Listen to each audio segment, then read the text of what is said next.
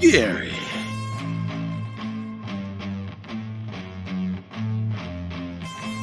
Dun, dun, da, da, da, da.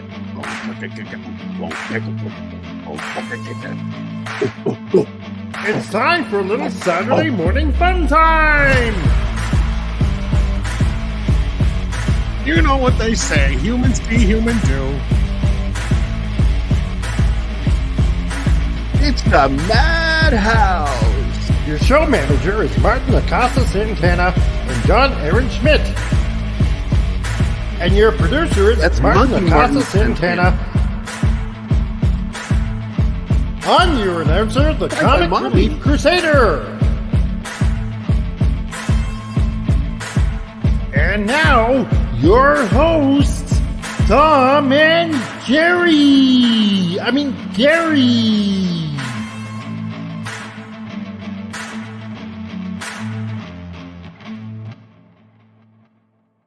It's not rocket science. Just say yes and we'll move on. Get your stinking paws off me, you damn dirty ape.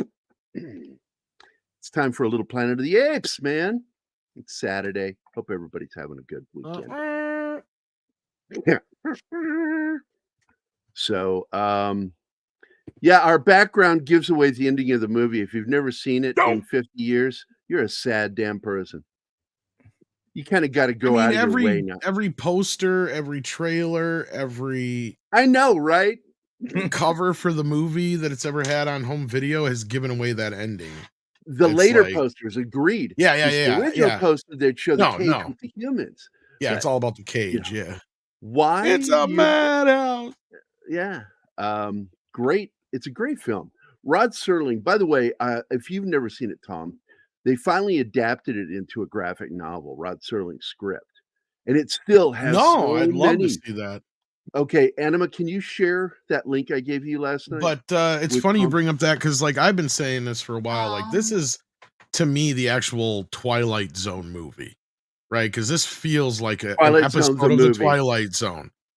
With the twist at the end. And all the things that make it feel that way were Serling added, because the original ending of the novel isn't the same. And the novel, actually, from my understanding, which I've never read, isn't that great. It's all right. I listened to it today, and some things that I like better, I have to say. Or Desange. What was that? Sorry, Anna. I was listening to it today because we only could find an audiobook, and there were some things that I like better than the movie. For instance, they don't speak the same language. It's so weird to me that they land on this planet where there's monkeys in costumes, and they all speak English, and no suspicions aroused. None. Weird. Well, it's because it's the 1960s. Still. And then they have buildings. They have proper buildings. In the movie, they live in caves, even though they're so advanced, and that makes no sense. I think for two reasons they have them speak English besides the obvious. One would be it helps with the twist at the end to make sense. And two, if Taylor and them spoke the same language, I don't think it would. If they didn't, I don't think it'd have the same impact when he says, "Get your paws off me," because at that moment they're like taken aback that this guy can speak. If he's just making random noise to them, I don't think they would. I mean, it may work in the book, but in the movie, I don't think it would have worked as well. Well, he has spent months. Yeah. He has spent months there, and he's a high intelligent man. He could learn the language. Yeah, I mean, it's sort of like Shogun here. Hold on, this is like Shogun. I get it. And then it's like, my other memory from what I know of the book is like Taylor, the equivalent of the Taylor character, because his name isn't Taylor in the book. He's kind of a jerk by the story too, because like he feels like all embarrassed by sleeping with Nova and all this other shit, and there's like a half ape, half human baby in the story I remember and stuff like that. It's been years since I've looked it up, but like I've never actually read the entire book. I just read things about it. So, and I know it doesn't take place on Earth. Like that's the other big twist, is that there is no twist. It's just another planet altogether. I put both the links you gave me in private chat, Gerry. Okay, good. I'm actually going to do it too. Cool. Send it to you through Facebook just in case, Tom. But here is the comic adaptation. There you go. You can read the whole thing free online. It's called Planet of the Apes Visionaries. And it took the original screenplay written by Serling by himself, not the Right. changes made later. And you can actually catch some of the similarities. And it's got a darker ending than the movie. Because when the twist comes, it ends with him feeling my life is pointless. Well, it There's kind of nowhere for me. plays it kind of plays that out in the second film. But yeah, Does Heston make an appearance in the second film? I don't remember. Oh yeah, yeah. I hate the second movie though. I don't hate it. I dislike He blows the earth up. Yeah, he blows the whole earth up because he first he wasn't going to be in the movie. Then he did it as a favor to Zanuck, and then Zanuck's father fired him from the studio, and the original ending wasn't going to be the planet blowing up. But he got so pissed that his dad fired him, so he's like, "Fuck it, blow up the planet." I remember And now. that way, he thought they couldn't do another sequel, but of course they got clever. But yeah, so it was this big hubbub, and to me, the reason I don't like the second film is because 80% of the movie is just a retelling of the first film all over again, and you literally have like the first 10 minutes of the movie is the first movie. With James Franciscus, and then exactly. finally the story kicks in about 2/3 of the way into the movie, and everything is back-ended. And you have a point, and I noticed this the other day when I was watching it. There is a point as an editor now, I notice this shit all the time, where Brent, that's the stand-in for Charlton Heston, who comes in and goes through the exact same motions as him and learns all the same shit and goes through all the, like, it's literally like a rip off of the first film.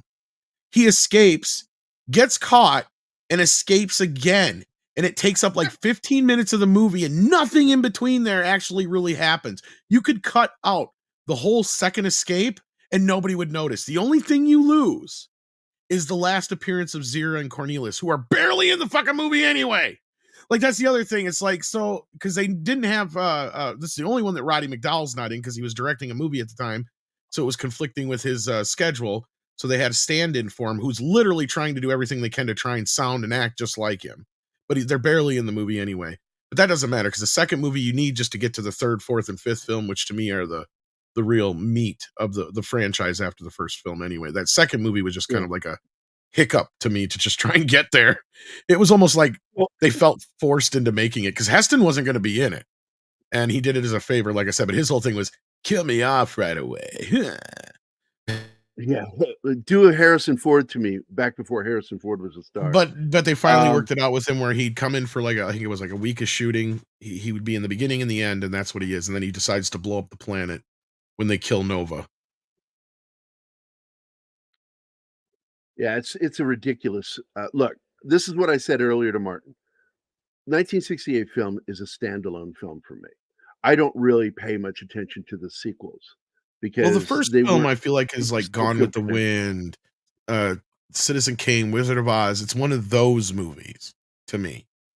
I mean, some people may argue that with me, but I'm like, I don't know. It had that cultural impact like those films. I think it still resonates.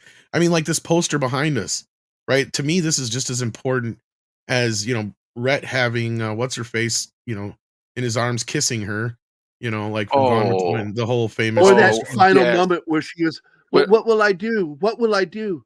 To tell you the truth, Scarlett, I don't give a damn. I don't give a damn.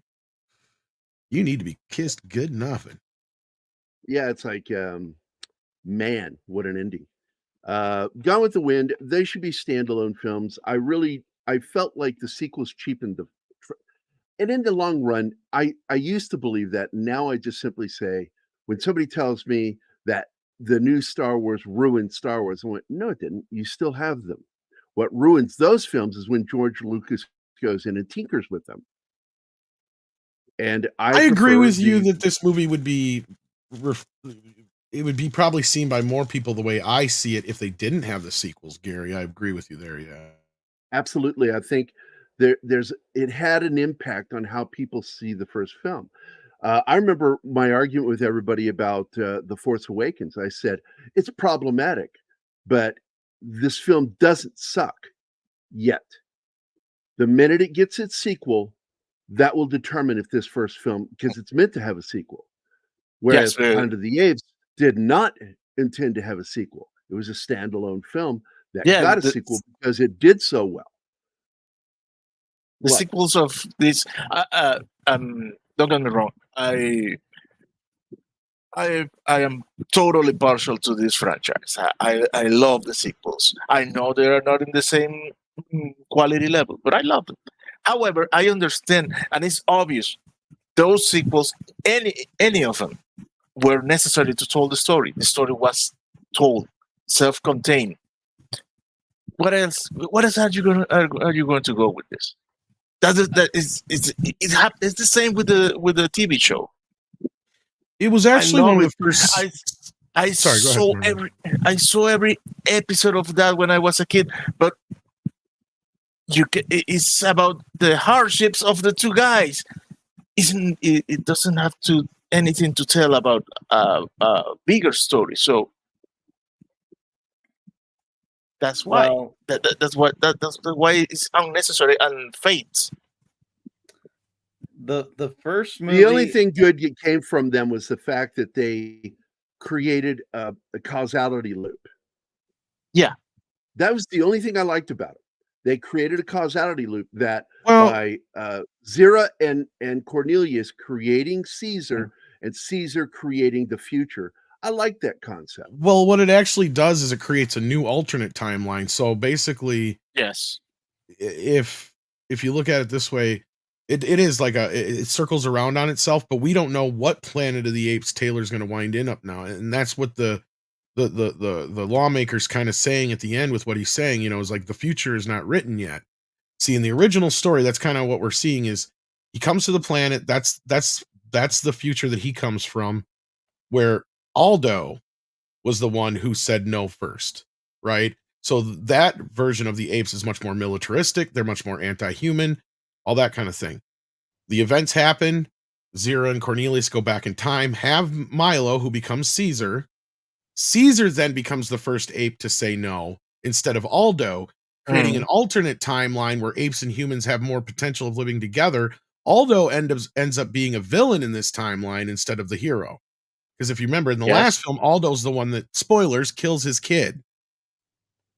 Instead of being the ape that actually started the Planet of the Apes, he was the ape that solidified that they may actually have a chance now of living side by side with humans. So who knows when Taylor shows up in this future now, Caesar's future, it may be he's welcomed. And even at the end of that movie, you can see the lawgiver talking to both. No, not the lawgiver, the present ape that could be in the same category. No, it's the lawgiver. It's the lawgiver. No, the law because the lawgiver statue is there when he's talking. No, that's Caesar's statue. You got to pay attention. The lawgiver is that's Caesar's statue. It's crying at the end. He is the lawgiver. So his is the statue that's later on in this. That's actually hundreds of years before Taylor's going to show up. Because it's actually because Taylor shows up roughly it's like 2,000-ish years after Caesar's reign. Yeah. So we're actually a couple hundred years from there. And then that's what the lawgiver's saying. We have no idea the seeds that were planted in Caesar's, if we'll still be living side by side hundreds of years from now, kind of setting us up for the idea of, is Taylor going to show up to an actual future that's different? Or is it going to turn out to be just the same? So it's up to the viewer to decide at that point, because they knew they were at the end of the road with the Planet of the Apes. And then to me, that's where the series comes in. So those two guys, I forget their names, they actually come to the future where there is humans that still talk and all that kind of stuff. But as we see, I mean, I guess if you want to take that in your headcanon, because that is, I think a couple of years off of where Taylor showed up originally, or before or after. I can't remember now. It's been a while since I watched the series, but it's strange to imagine that people don't realize how much of an impact this series as films had on people, and how movies going forward, and how much that television series was a huge impact. And even though it got canceled before it was finished, it was still very, very fucking popular. Like, people don't realize how big apes were until Star Wars came along. This is the prototype. I do want to point out, though, that there was a scientific issue between the first film and the third film. Oh, there's plenty. In that, because they're talking about the paradox, which is that hundreds of years are passing on Earth as they travel closer to the speed of light. Okay. So going into the future is why originally was the only one we could conceive of, because it's easy that as you reach the speed of light and becoming energy, you are no longer tied to Earth's timeline. And so he says it right here in this scene that, hundreds of years have passed already, and all the people that sent us up here into space are dead already. And he kind of chuckles at that. And that's the payoff at the end, is that when he realizes that the ship, there was a malfunction in the ship, and it turned around and went back to Earth. He doesn't know that. What's that? And it brought Christopher. Hey, Christopher. I am the ape. Hi, Chris. How is everyone doing? I'm enjoying the conversation. I'm Well, I'm going into okay. the science that's established. Man still make on war Wait, against let me bring So Chris by the time here. we get, hold on. Oh my God. Oh, so- He wanted to hear what Martin I was doesn't saying. listen to Gerry. He just said that. He wanted to hear what I was saying, and trying to get to the science of it, which is when we get to the third film, they have traveled back to Earth in the past, which isn't how it works. It doesn't work that way. That ship that they came back in wasn't capable of doing that, because you would have to do a whole bunch of other shit, like Star Trek established slingshotting around a star, and so it's really impossible by the science that they were using at the time to explain how Cornelius and Zira ended up on Earth. It just doesn't make any fucking sense. They use All the that would excuse happen that is they they ahead, say Tom. it's the planet blowing up that sends them back, basically. And they use the coordinates that they were in the computer already. So between the two, that's how they kind of fudge it and say, So okay, they well, that's just reverse them time. backwards. Yeah. and they went back all the way back to modern America of the time, America of 1972. And but it was still such a weird way to try, because that's not how it works. But fuck it, I enjoyed the original films, but the original film, 68, this film is, in my opinion, a standalone movie and should have been treated that way. There shouldn't have been the subsequent sequels. Although it was always good to see Roddy McDowall getting paid. I like seeing Roddy McDowall getting paid. I'll tell you how they did it. Cornelius had the plans for time travel jammed up his ass, and he pulled them out. Oh my God! That was so worth it, Shanatsky. Thank you. I had to come on because I wanted to speak to Tom's. Yeah, well, I'm in the garage working right now, and I'm listening. I'm enjoying the conversation. And 2 points. One, it's actually when they go back in time, was as a kid actually my favorite movie. For some reason, that was mind blowing to me. With that was like the first, when I was a kid, the first idea of like a time paradox, which I just thought was really cool. And it was kind of funny seeing the apes like get toured around like celebrities. And I'm sure that ties into Roddy McDowall's appearance on Carol Burnett. But anyway, just, to speak to what Tom was saying, there's so much cultural significance to Planet of the Apes that I think with the new movies, it's just not there. And it's kind of a shame that there's not more opportunities taken with the new movies. But I wanted to recommend a YouTube channel that I've really been enjoying lately. It's a new channel called Represent This. And they just did 2 episodes dedicated to the original Planet of the Apes and did a really good job of tying in, what was going on with civil rights, Charlton Heston's involvement with civil rights, just kind of the temperature of the culture and how he was the first Hollywood actor to step up for civil rights. Oh yeah, not just that, the sequels, especially the second one. Yeah, I mean, it's heavy with the allegory, absolutely, yeah. And it cannot be undercut. Just that movie came out, and again, these videos on Represent This are really good because they really drive home that the culture was ready for this movie. I mean, it couldn't have, no pun intended, landed at a better time. And and it points out the impact and different aspects of it, and it's very good at kind of pointing out some of the weirdness to it. Like, one of the points that I thought was really good was, these guys are being sent out to repopulate the human race, and they send 3 guys and 1 woman, and the woman it's going to be problematic. And this is a point that was brought up over the new film, because people were saying, oh, well, it's really ridiculous that in the future all we have is a bunch of women scientists. And I didn't even notice that until somebody pointed out there's like 1 guy and a bunch of diverse women scientists. And then somebody said, well, yeah, that's the way it would be, because that's kind of where they're at in the story. Is the only humans that are left that are intelligent are the ones that are in the bunkers, and they would have sent the women and the most important people there first. Right, because you need at least X amount of women to repopulate the world, and that's where they also, I think, with Script Doctor also pointed out that, that's why it doesn't make sense in the first movie that there's only 1 woman on the board.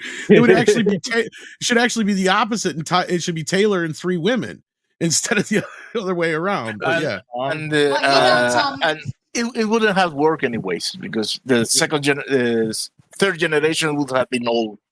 Well, I just made the joke. Well, of course, it's all lesbians in the planet, end of the planet, because how else did the apes overtake us? Of course, lesbians fucked everything up. They can't even change the tires. Anima got interrupted. I'm sorry, Anima. Go ahead. I'm sorry. I just wanted to say Noah only had a male and a female of each species on board, and it worked somehow. I mean, it's almost it was an art result. Yeah. No, which is funny because that ties in with the newest film too, because it's got heavy allegories, including the character's name is Noah. Really? Oh. Yeah, but there's not like it's more about the apes than it is. You have to say like 10 females to every male. Yeah. That's what he also I was thinking of that too. Well, which is funny because that's what the funny is, the hilarity of Dr. Strangelove is it's a comedy, but that's actually Kubrick commenting on the actual if there ever was a nuclear war, that was the plan. So everything in that movie is supposedly what's in the plan. So like, so yeah, in reality, guys were fucked. Politicians would be that self. Of course, it would have to be the most desirable females. The most but well, one of the things about Planet of the Apes that always threw me off as well is, I mean, I know Earth is in a bad way when they send these astronauts, but they do kind of send the most cynical assholes out on this mission. It's almost doomed to fail on that front. It's well, the other guys aren't cynical. It's Heston's character who's cynical. Yeah, Heston is. Well, and secondly, sardonic comment. Doesn't the one kid have one guy have like kids and shit too? I don't think they'd let him go if he actually had a family. Like, because that's kind of the whole point of this is they kind of knew there's a 99% chance they weren't going to come back, right? Like that was kind of the whole point of this mission. Yeah, so they picked assholes to make sure if they lose them, it doesn't matter really. I'm also realizing how much the crash site in Escape, in Planet of the Apes, I'm looking at the scenes going like, wait a minute, this looks a lot like what I'm designing for Escape from Planet Omega 12. And it suddenly like clicked, like, oh yeah, I'm like subconsciously drawing from things that I've seen in the past that have that.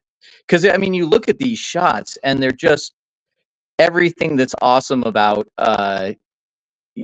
old school science fiction. It also makes me think of like the Martian Chronicles, the idea of these kind of desolate areas, but with water, what unpopulated planets might look like with water, what Mars might look like with water. It's really evocative and cool. Look at that. Yeah. Progressive. We got a black astronaut and a woman astronaut, no less. But yeah. But that's a whole other topic of just how, the rewriting of history, because everyone's got to be first all the time. That's like an Orwellian thing. You want a picture of the future. Imagine a boot stepping on, well, no, not a boot stepping on, but just history constantly being erased so that everyone can constantly always be first, forever and always. So, but again, that's a whole other conversation. Anyway, I got to go because I've got a lot of work to do, but I wanted to drop by and say hi, and I'm really enjoying the discussion. I just wanted to recommend that video because it's a great one. I think you'll all like it. So Have a good Saturday, everyone, and You too, I'll see you man. next Tuesday. See You too, buddy. Tom or Shinatsky, I have a question. The original mission was, what was it? Was going to another planet or return to Earth after No, they're a supposed trip to. Well, in deep space? I think Let's they're go to another originally. planet. I think they're supposed to colonate another planet. But what Okay. happens is the computer.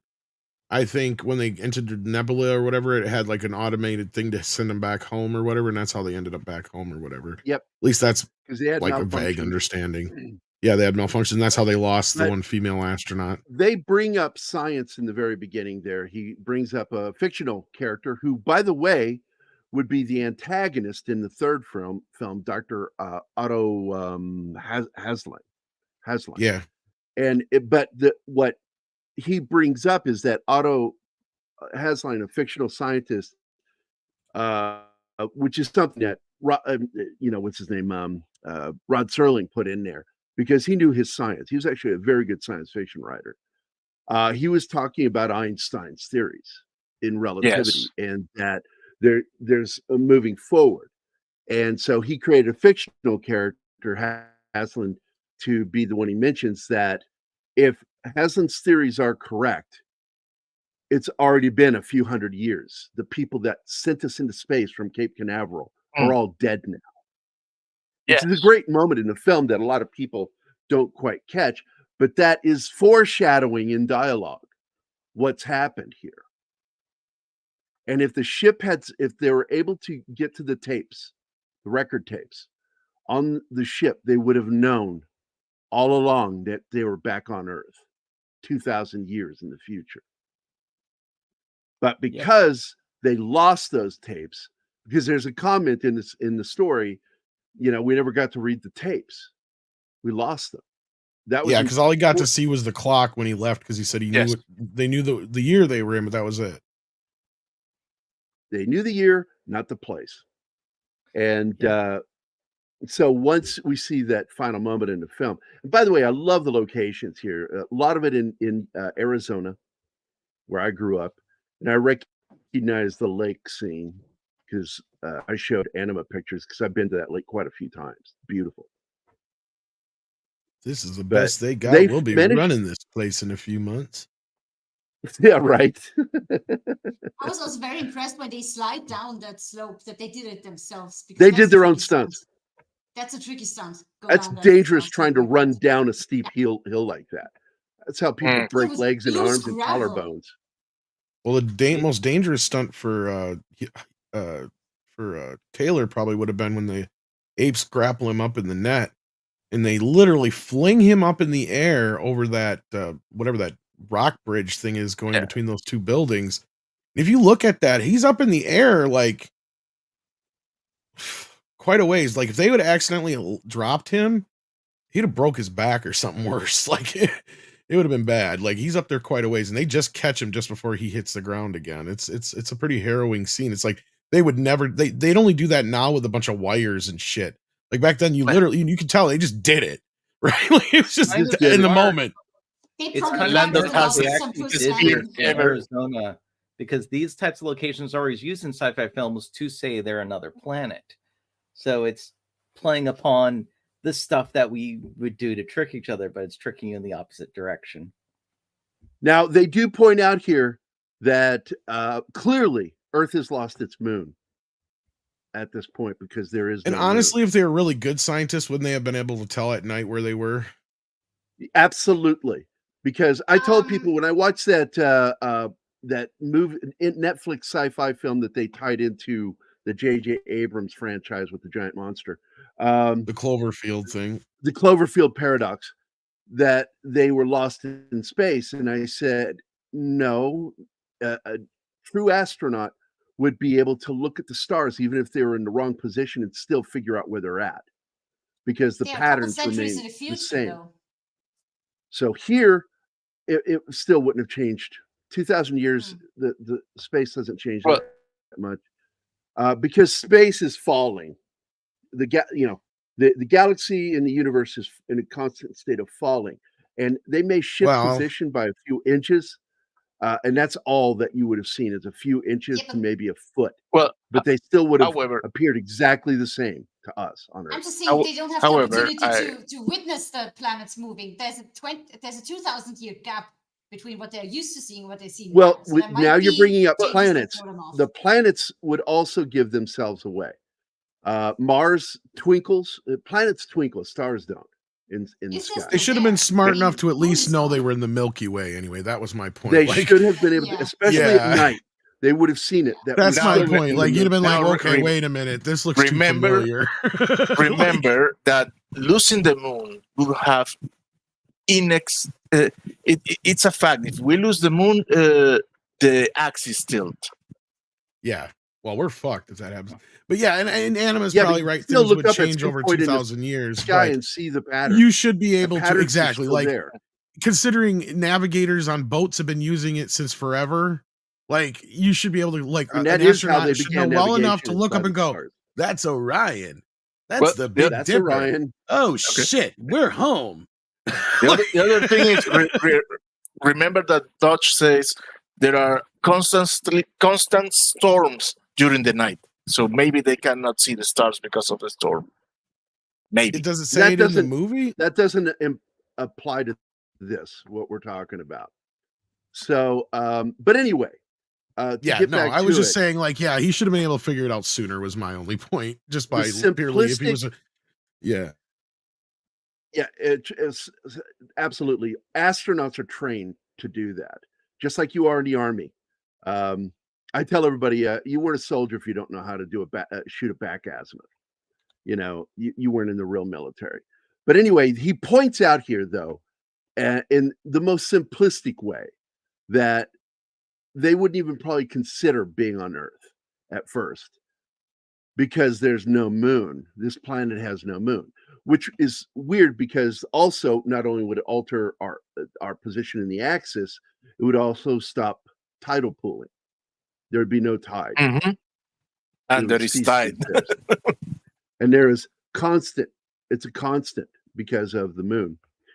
But anyway, I do want to do this real quick, guys, because we've forgotten our chat. We've got 42 watching right now, and I always want to say hello to the chat and then read some of their comments. One, Slasher Fred, first in the house. Good to see you. Sci-Fi Mombi was early too. Actually, it's Slasher Fred and Sci-Fi Mombi, I think, were the first two. I'm not sure which one was first. Dragon Ruse, War Monkey, and of course, War Monkey's here. My God, we're watching Planet of the Apes, for God's sakes. D. Bud Martin is here, the hardest working wrench in the community. E. Clay Thomason, Shaitan's Hammer. Let's see, Read by Nature, Penny, FKC 2000, Admiral Teague is watching, and greetings to all of you. And of course, let me play the video here for our good friend Teague. I got to go to the main show and find my video for Tim. He gets hurt if we don't play it for him. Somebody told me, I don't know if it's true, that he cries a little. By what name are you known? There are some who call me Tim. You weren't supposed to say that on the show. So, Gerry. No secret is safe with you, really. Shame on you. I know. Anima told me that Tim I'm sorry, cries a little Tim. if I don't say his name. We love you, Tim. Good guy. So we got some starred comments here. Slasher Fred. If you guys ever see the Twilight Zone episode, I shot an arrow into the air. I've seen it, of course. That episode was the basis for the twist in the Planet of the Apes. Absolutely. Rod Serling really had some great ideas and scripts that he wrote. And he also only hired the best sci-fi writers for his series, Twilight Zone. That is why it is, one of the best, even though technically it gets started in the 50s, it was a 1960s series. So, War the Monkey only says, good human is a dead human. dead human. That's right. And who else didn't enjoy the moment when they did the Three Monkeys? Oh, that was the line beautiful. I said is That was actually great. from the sequel, but yeah. we I have- love the book. Hey, War six. Monkey said. We have 6. Six With a is here. super- Oh my God. Oh, Oh, it's so 6. good to I'm see you, missing Six. you We so love you. much. We all miss you. She was the hardest working wrench, but she took a step back, and rightly so. We love you, Six. You are awesome. You are It's awesome. Rose, obviously, for You're anime. greatly- Yeah, of course. She doesn't love me. She just sends me poop. Yeah, that's what she sends me is poop. She does a rose for her and sends me poop. There's your poop. Oh, and here's your poop. That's poop for both Tom and me. That's a pooper Tom, sticker. She got a twofer. She got a twofer sticker. Yep. But War Monkey adds the twist is when he gets back to Earth in the book. No, it's not in the book. It's in. Wait a minute. I think he's what talking fuck about the is he- Twilight Zone episode. Oh, yeah. Okay. The book that you sent me to listen to, he thinks he goes back to It's Earth, like and the then Marky he Mark realizes- Oh ending no, of- yeah, I guess he is talking about that. Okay. The Yeah, Marky the ending of Mark the book ending is a what little he's talking about. different. Yeah. Yeah, because he recognizes Paris at the Eiffel Tower and everything, and he lands, and this old officer comes up, but then he turns around and he realizes there are apes here. Yep. I think that what made the original movie such a classic, it was a version of what was happening in America during the Civil Oh Rights. yeah. There's a big allegory in there. But not only that, Oh, like it was kind of hinted at earlier, like you got to remember when this movie came out. They were in the midst of Vietnam, civil rights. JFK had just been assassinated a couple of years before it. The movies were going to shit. In fact, this movie was the movie that saved 20th Century Fox. Kind of like how Godfather saved Paramount and Exorcist saved Warner Brothers. This was the movie at that time period that they came out with that got them out of their rut because they couldn't figure it out. This was the time period when the moguls were leaving, and this is where Xana kept bumping heads with his dad. So it's like this is a movie that's like this is the new generation coming in. This is what we want. We want high concept fantasy. Sure, you can mix some allegory in it and do all that kind of stuff. You can do whatever you want with it, but we want something different than musicals and John Wayne westerns and stuff like that. And this was different. This was something completely different. Like, sure, they had like Logan's Run and some other stuff around the same period, but this was in your like if you think about this movie when it came out, like this would be the equivalent of like probably seeing or like hearing rock music for the first time. You know what I mean? Like it was just like, Yeah. holy shit, what is this? It was edited differently than anything we'd seen before. The ape makeup was different than anything you'd seen before. I mean, the whole And I'm concept glad you was brought just that up. such a high concept idea, and it also melded well with the action that, like, unlike something like Silent Running, which doesn't have a whole lot of action but had a lot of great sci-fi in it. You took that mixed with the action, mixed with the sci-fi, mixed with the Rod Serling twist, and kind of the allegory and the way that he used to be able to comment on things, like go through all those Twilight Zone episodes. How many of those are comments and allegories for things that were going on at the time? Right? I mean, same thing here. And this is what we say when we talk about the woke stuff now. It's like, you can do this stuff. You can do it right. And this movie did it well. Not so much with the second film, but beyond that, they played with it a little more. They got the formula a little better. By the time you get to Conquest, they're nailing the whole civil rights thing, really. But anyway, this is, I'm glad you brought it up, because the fact that it is so important to talk about how good science fiction in particular can take an allegory of current events and shit going on in people's lives and put it out there in a way that you don't feel like it's being overly didactic and beating you over the head with their beliefs. And I like writing like that, where you can just relax and just watch it, get the allegory, but enjoy the story. And that's something Rod Serling was an expert at doing. He was an expert at doing that, and he only hired other experts at doing that. Now, there's another thing Tom brought up that I think is really important with the makeup, because if Planet of the Apes didn't happen, we would have never gotten a Rick Baker or a Rob Bottin, because this put special effect makeup in a lead position in the rock band. And it did it in such a way that it altered the way movies were made, and it made Dick Smith get a fucking Oscar a handful of years later with The Exorcist. But Berman Studios is the ones who were in charge of the makeup for this. And Berman did an amazing job. And it led to Rick Baker doing his first ape costume for, what's his name? His John Landis. For Schlock. For Schlock. And then he went on to do King Kong, which he did the best ape makeup ever done in Hollywood. Nobody's outdone. He wanted to do it even better than that, but they wouldn't let him because he wanted to actually make it like his dream of what Kong would have looked like. If you've ever seen the remake of Mighty Joe Young, that's what Kong was supposed to look like. He had that idea, and that's why, again, many Rick years Baker, before that. Was Rick Baker. Yep. And his let him do that at the time. Like, no, we want him to look more human. He's like, but I can actually make this big ass thing, in the contraption and all this stuff. And he's like, they're like, no, we're good. You just want a costume. Okay, read by nature. I need to get back to the starred comments here. I want to get through them. Wait, before you go, we have two more super stickers from Six. Yes, I'm going to get to them. I'm going to get them. I'm going to get to them because they're in the star thing.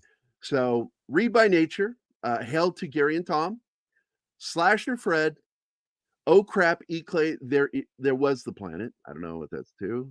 It's to this one. What's that coming out of her nose in Spaceballs? Yeah, there we go. Highlander had sequels, never tainted the original, I don't think.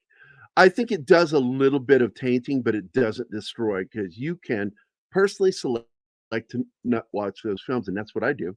I only watch Highlander. Great film. And the same thing with Planet of the Apes. I've watched this movie many times. I have never seen the other films since they actually came out. I'm not interested. The second one is the only one, like I said, that's... Yeah. Go ahead. Yeah. But 2 of the episodes of Twilight Zone was inspiration of Planet of the Apes, like the episode Rip Van Winkle Caper, where these guys decide to sleep for years, and also people alike all are alike all over. Okay. I remember that episode. Let's see. Other Way Around the World, Planet of the Hestons. That would be awesome and a nightmare.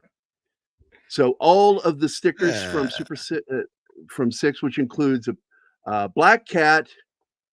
What was the other one? And a peach. There was another one now. No, there are 4. The rose, the poop. It. Yeah, a rose for Anima, the poop for Tom and me, a black cat, and a peach. And I don't know who those. The peach is her way of breaching because that stands for us. Oh. Well, we don't have any breach videos for this, but you will get this, and we're going to get claimed on it. Yep. That joke, back when the Simpsons were so damn good, that joke is so good that they just let it play out for like 3 minutes and don't stop. I need to go watch that episode. That episode is amazing. I think that's the Mark Hamill episode, isn't it? Yes. No. Yeah. No? Yes. I was going to say, I thought it was. I think it's the Mark Hamill episode. I was pretty sure. I thought so. No, that's when Selma and Troy McClure get together. Yeah, but isn't that the same episode? Mark Hamill is in that episode. Yeah, because they keep having the AT&T and Sprint like thing or whatever going on with him and Luke Skywalker. They're like, "Hey kids, it's Luke Skywalker," and they're like, "Who?" Yeah, who? Kingsport Cal is here. Andy Morrow, Radioactive is here, and of course, 6, Sagacious 6, Jedi 6. It's always 6. Let's see. Another starred comment. Also, I believe each sequel's budget was less than the last. That's how it works in film production. Seriously, studios are fucking weird. That's how you do it. It's popular. People will see it. Use less money. Yep. And we saw that with the Star Trek movies. Let's see. Yeah, now that song is stuck in your head. Sorry, Monkey. Ariel Bellette is here. Good to see you. Hey, Ariel. It's been a while. God damn it. I keep trying to highlight it. There we go. Play the Planet of the Apes. Of course you can. Well, I couldn't before. That's good. Very, very good. Just glad to see you out of the hospital. No, it was an episode with Fat Tony trying to kill the mayor. What's that? Okay. I might be getting 2 episodes crossed over. Yeah. It's been 30 years since I watched them. A Fish Called Selma and the mayor. Well, I knew that was part of it too. Okay. I hate every ape I see, from chimpanzee to chimpanzee. Oh, you'll never actually have make a shirt with that on it. monkey out of me. I didn't wear it today. Oh my God, I was wrong. It was Earth all along. You'll So let's get the film strip going again. Me. I didn't know you stopped it. Like, Jesus, we're gonna be here for 12 years. I love you, Dr. Zayas. Yeah, when they get to the crucified skins, you won't like what you find. Have you been beyond the forbidden zone? It is forbidden. And it is a zone. His intelligence went hand in hand with his idiocy. And by the way, the president is, the ape in the middle. That is an amazing actor, James Whitmore, playing that ape. They got some serious talent under this makeup, which is why there was so much pressure on the makeup working, because otherwise the actors would be embarrassed to be in the film.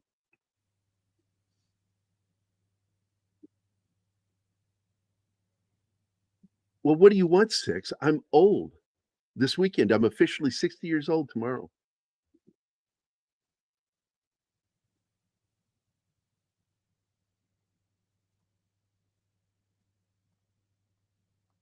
Yes, if it's possessive, it's. Or it is. And I use the it's.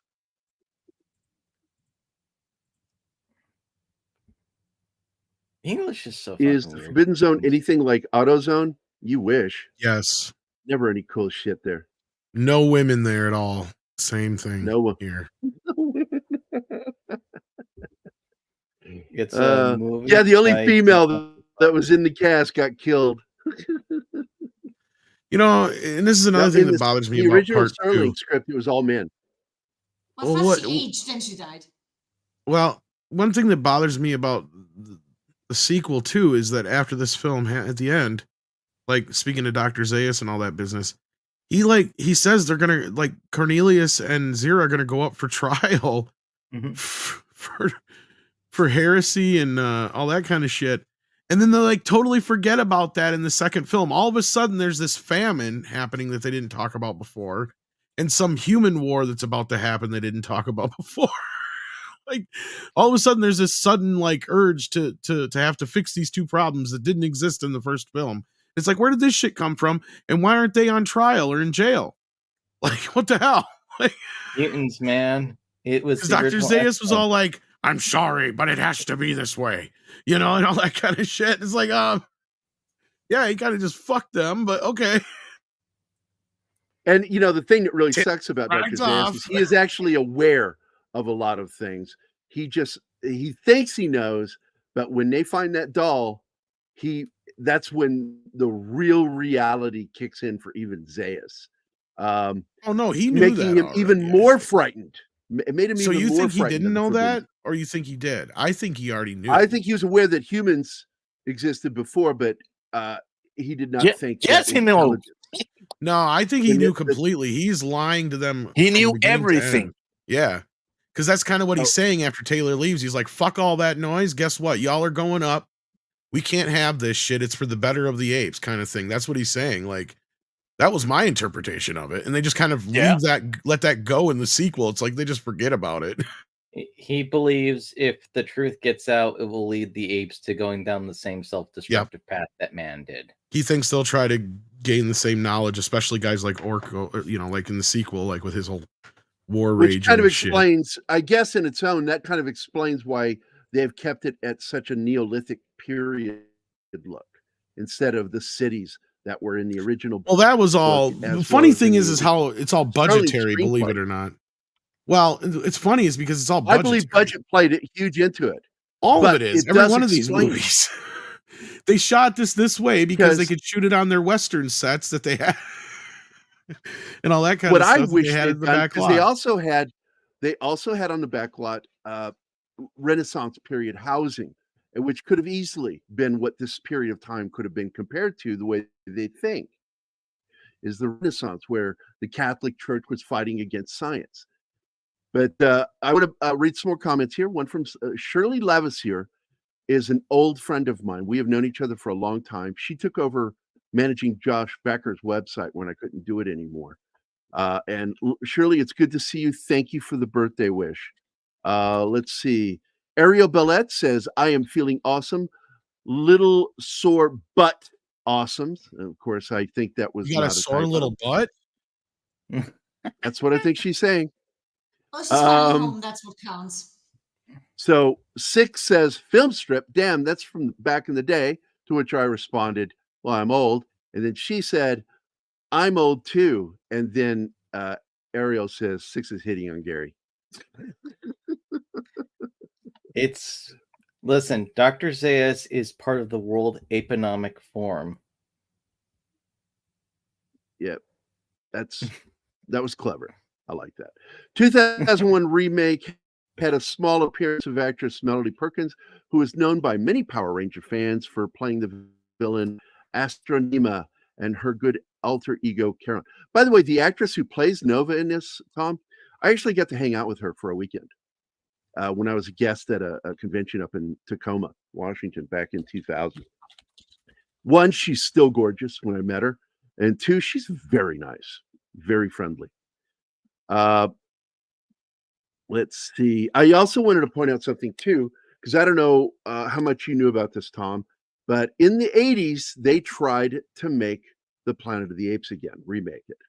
And it ended up finally casting Arnold Schwarzenegger in the scientist. I do remember this. Yeah, I do remember this. Yeah, vaguely. And we got all excited back in the 80s, like, oh shit, because Heston Get and your Arnold stinking paws off me, you damn dirty ape. They both love cigars, and they both look. I mean, I got to tell you, Arnold looked when he was younger, looked like Heston a bit, and I kind of love that. So we got so excited about it, and then the people at the studio changed their mind, and they wanted to go for something a little more cheeky and funny. Arnold stuck with it, but everybody else involved quit. They wanted no part of a comedy. And eventually it just simply fizzled out, and that script got handed over to Tim Burton, and then it was rewritten. But he was going to play a character called Will Robinson. Oh my God. Wow. But it wasn't his name. It was a name he picked as an homage to Will Robinson from Lost in Space. His real name was something else, and he was a scientist that had been too radical in his theories and got in trouble for it. Sci-Fi Mommy, thank you very much. I need to get started with all these apes running around, talking and doing crazy stuff. It's crazy. So they were Marty McFlying him. They're going to go, what's your name? Will Robinson. Yeah. You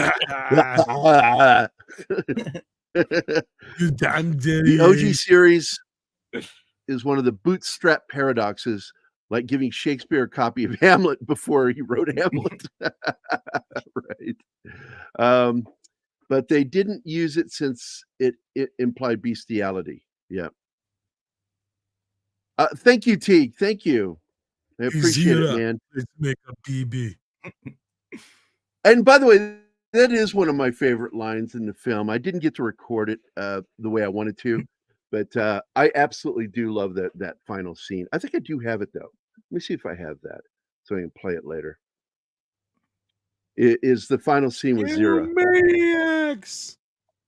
I mean, if they were going the comedy route, they could comment that it's like, he seems to be more like us than the other humans. You know what they say, human see, human do. Hey, Joe's in the house.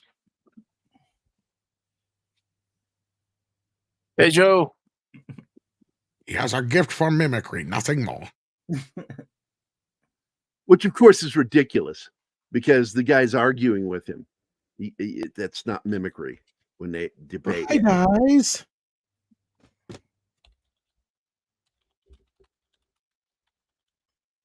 You call him the accused. You must find him guilty of something. I always like that line too. Zira is such an SJW. Like watching it. Yeah. Like she is so like, oh my God. Like she just needs some purple fucking hair.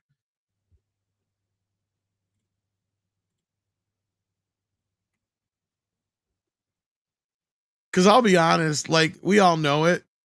And you're kind of supposed to feel that way about the film. That's kind of where the whole, allegory comes in is Dr. Zayas is kind of right. You're better off not disrupting the way things are going with this bullshit. Right? Like humans done fucked up and had their chance. This story kind of reminds me of The Last Man on Earth, or what the hell is it called? I Am Legend. With the actual ending, the original ending, when the doctor realizes, oh, I'm the villain. I'm the bad guy. Butchering these people. These are the people now. I'm the monster. Right? Like, and that's where Taylor, at some point has to realize, shit, I'm the problem. I need to go away because I'm going to just disrupt things. That's kind of what is kind of happening here, because at the end of the day, I mean, even though these guys seem barbaric, I mean, you got to kind of let them have their own time. We fucked it up. We blew ourselves up. He's right when he says that. Yep.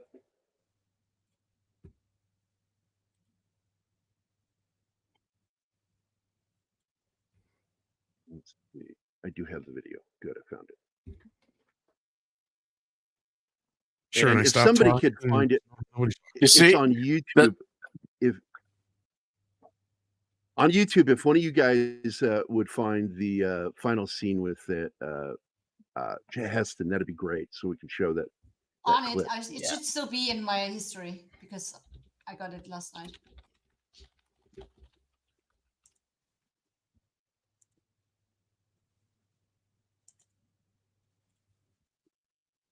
Like how far into it? Like when he's looking up. Well, we're going to have to remove it anyway because I know how they work. Fox will claim it. Yeah, but I do like that clip.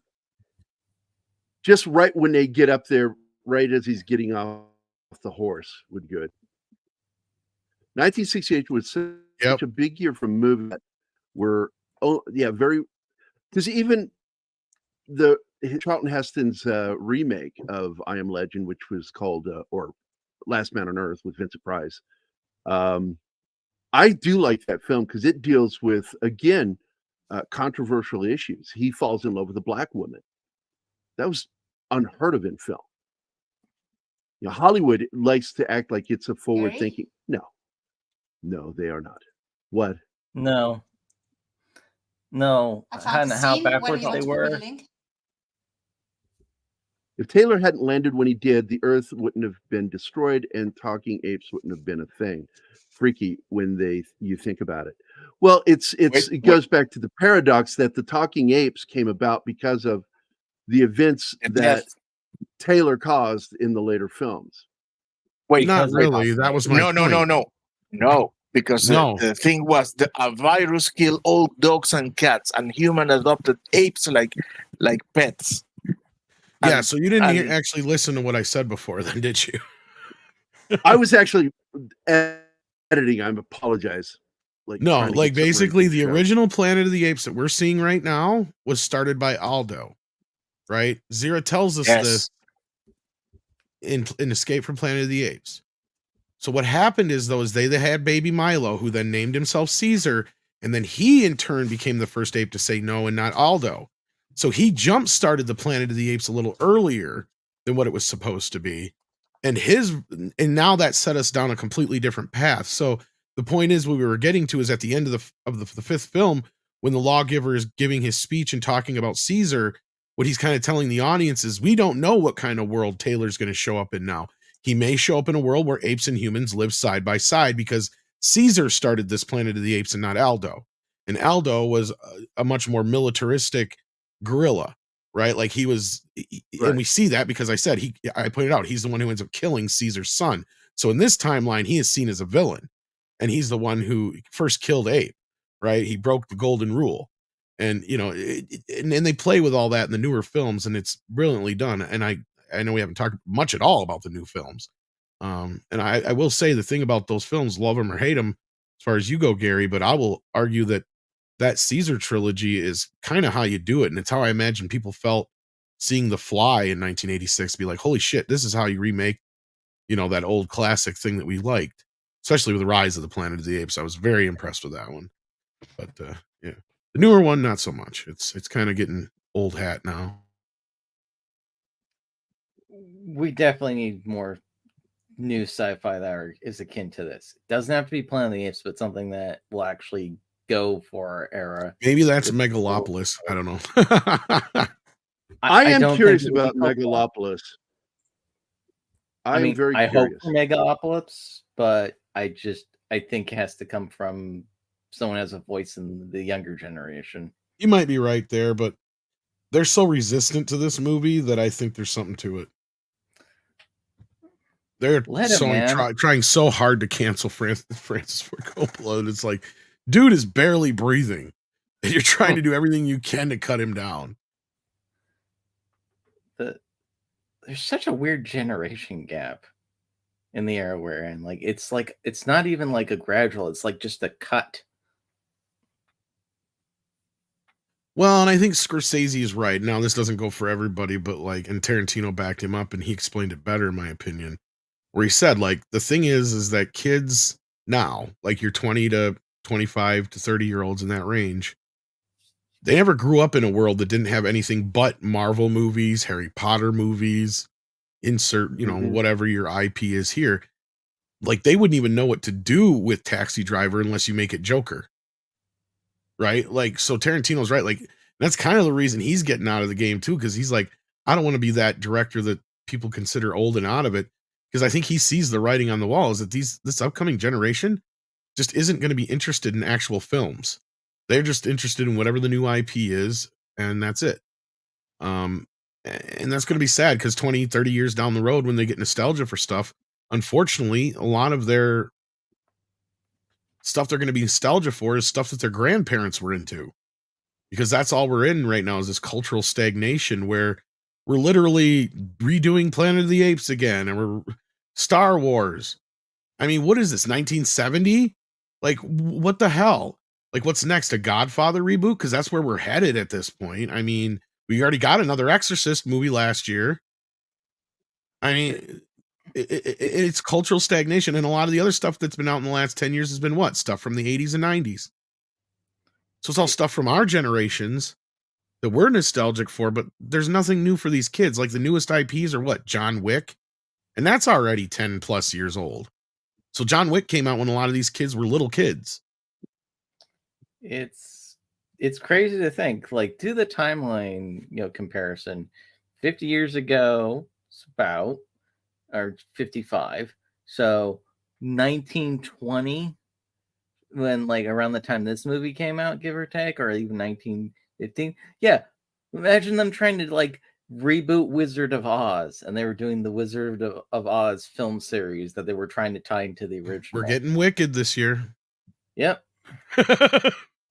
Yeah, but that's a case where it's a spin-off of the movie thing that was a Broadway show that's being adapted. Even Wicked is really old. Wicked's what?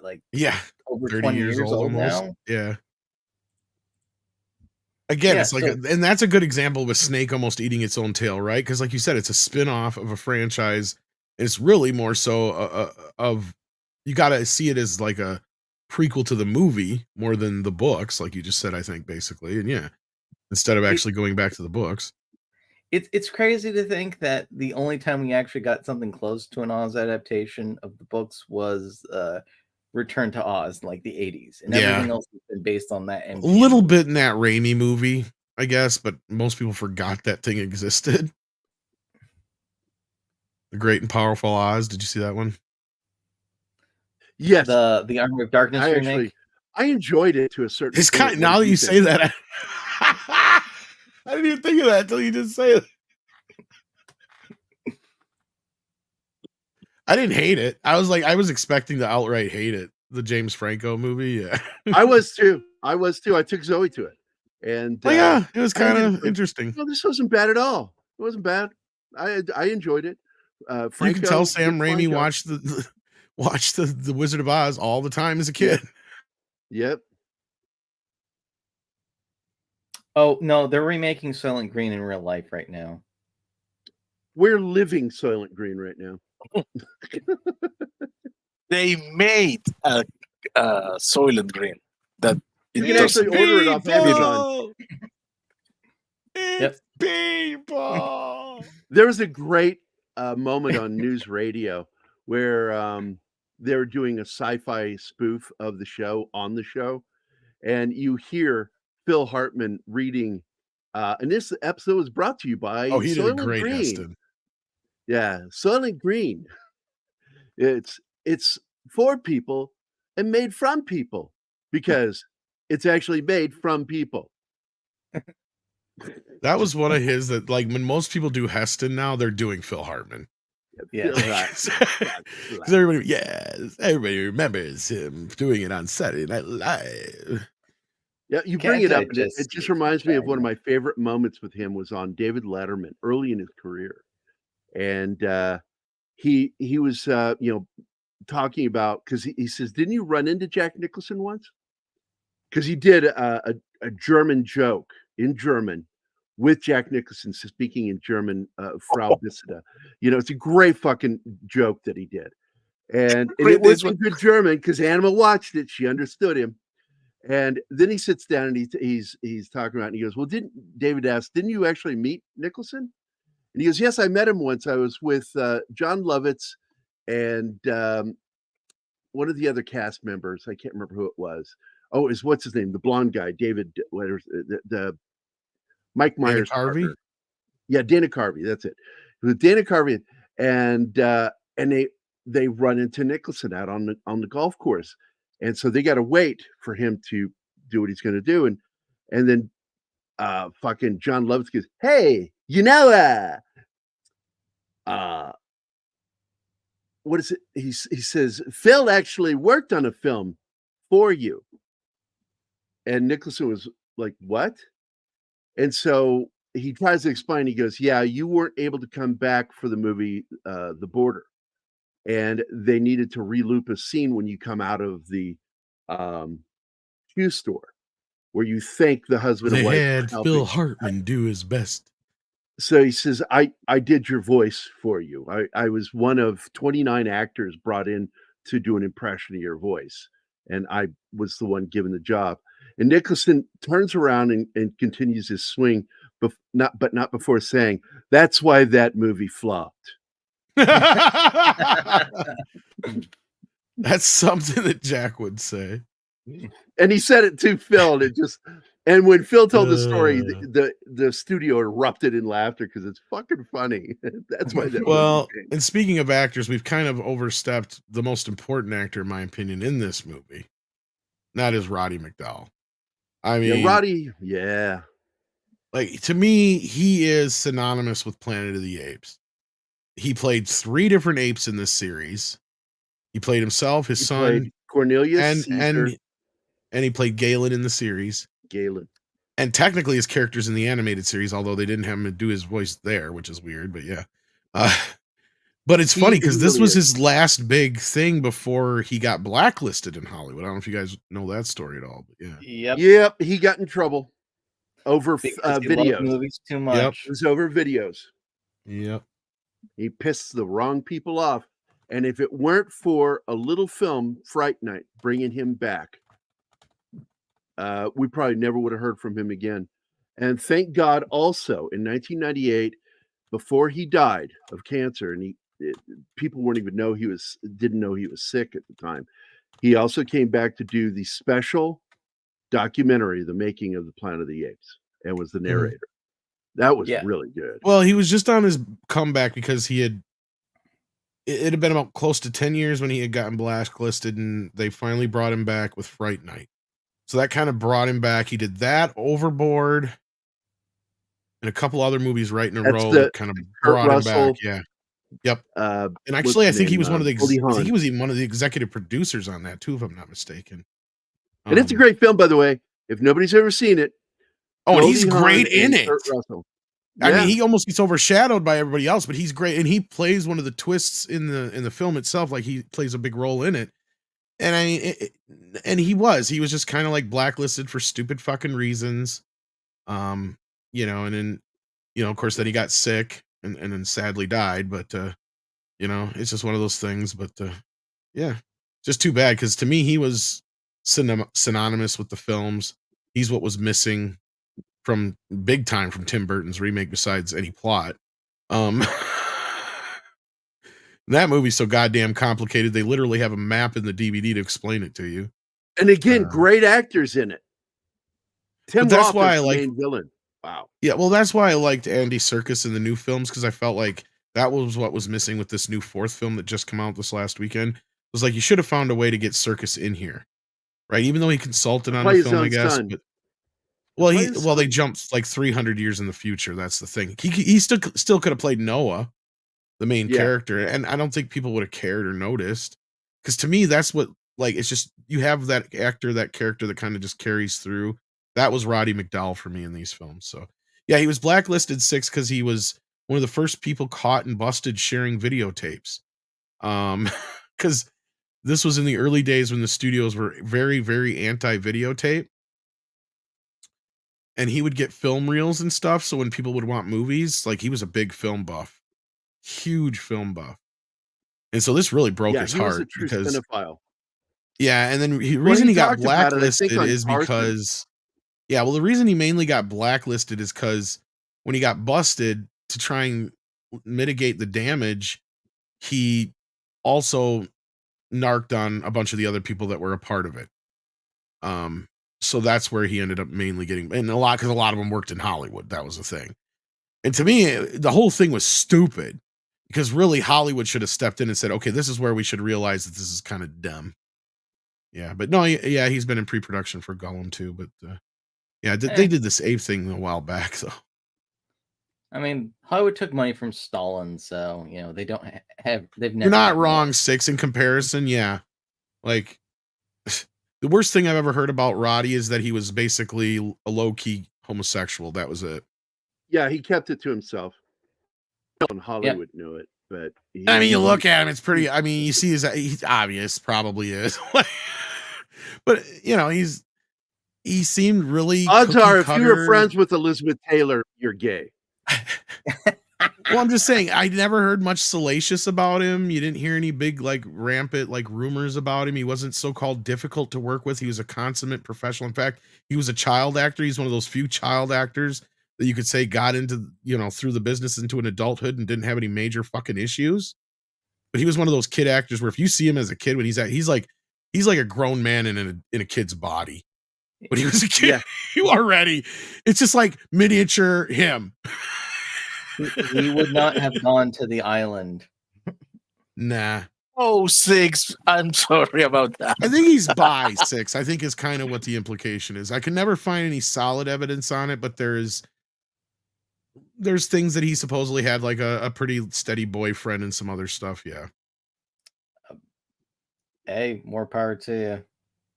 I mean, hey, 6, you can still have sexual fantasies about him. Just makes it more forbidden. That's all. Verboten. Verboten. Roddy McDowall, the vampire, at this time of day, at this time of night, confined entirely to this YouTube channel. Aw, now I'm disappointed, 6. I don't want a kink shame or anything like that. So small and soft. Is that a nice way of saying a homosexual? But the fact is I like working with Roddy. All the male actors had small hands that were soft. All the male actors that Elizabeth Taylor became close friends with, all were closet homosexual. Oh yeah, Every pretty single one of much. them. And Roddy was one of them. Him and what's his name?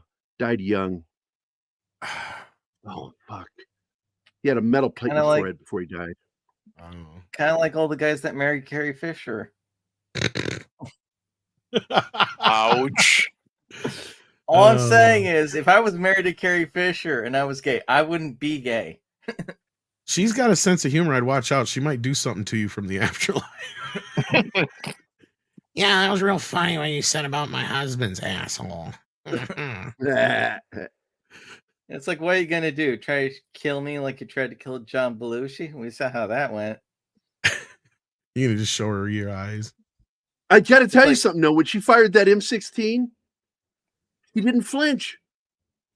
Honestly, there's probably dozens of more actors that were gay than you'd realize.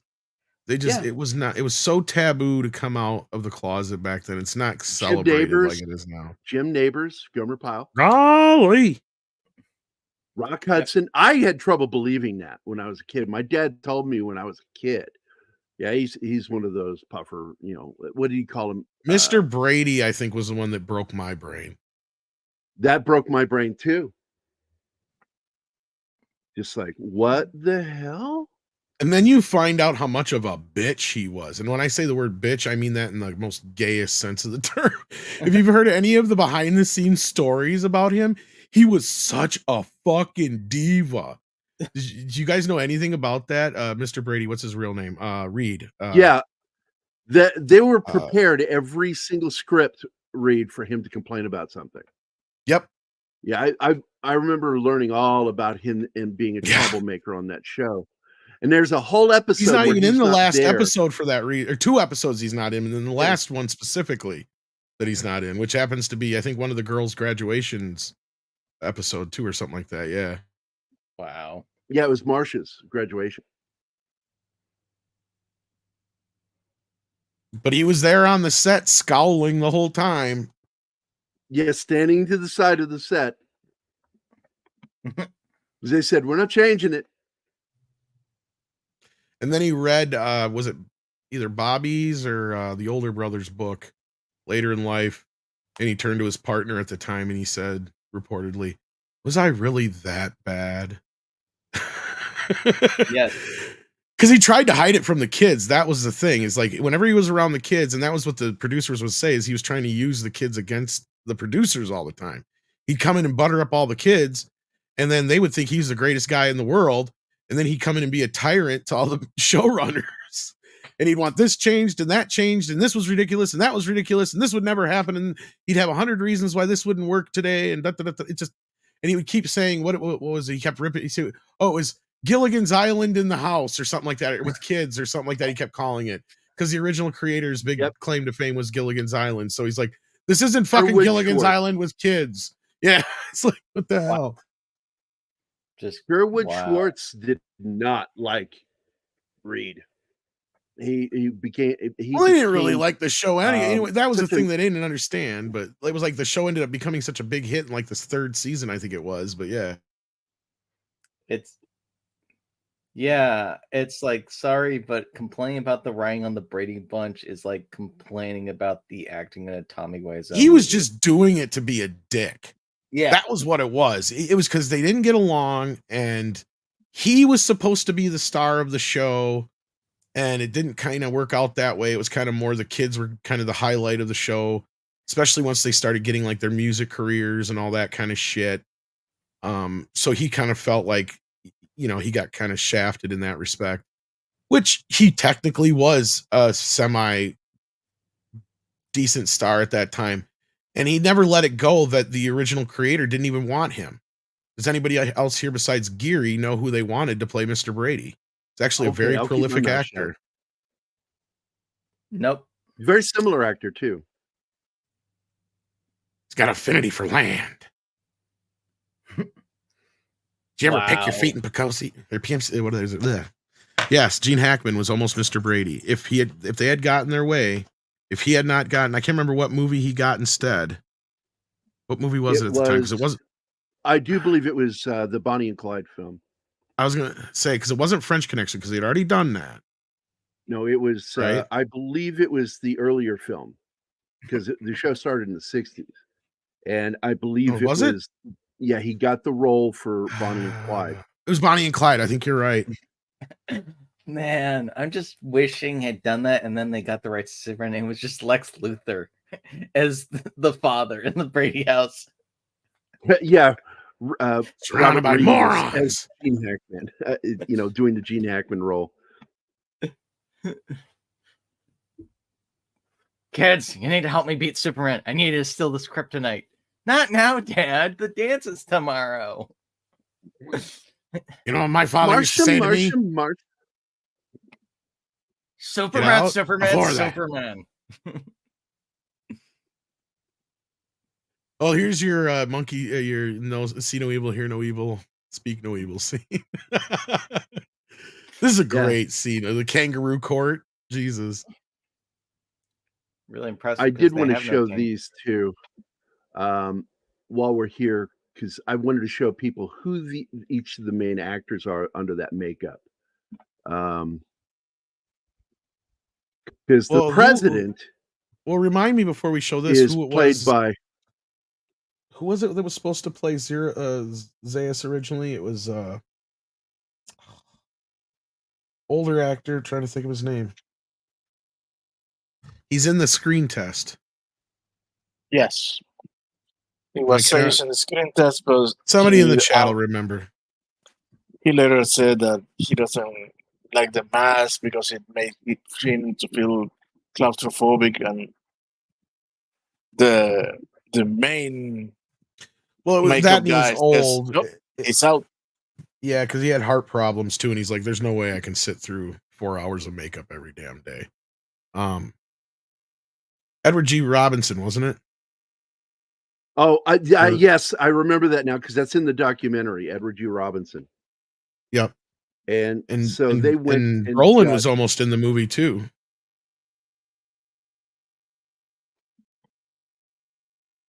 I'm trying to get a good picture of this guy.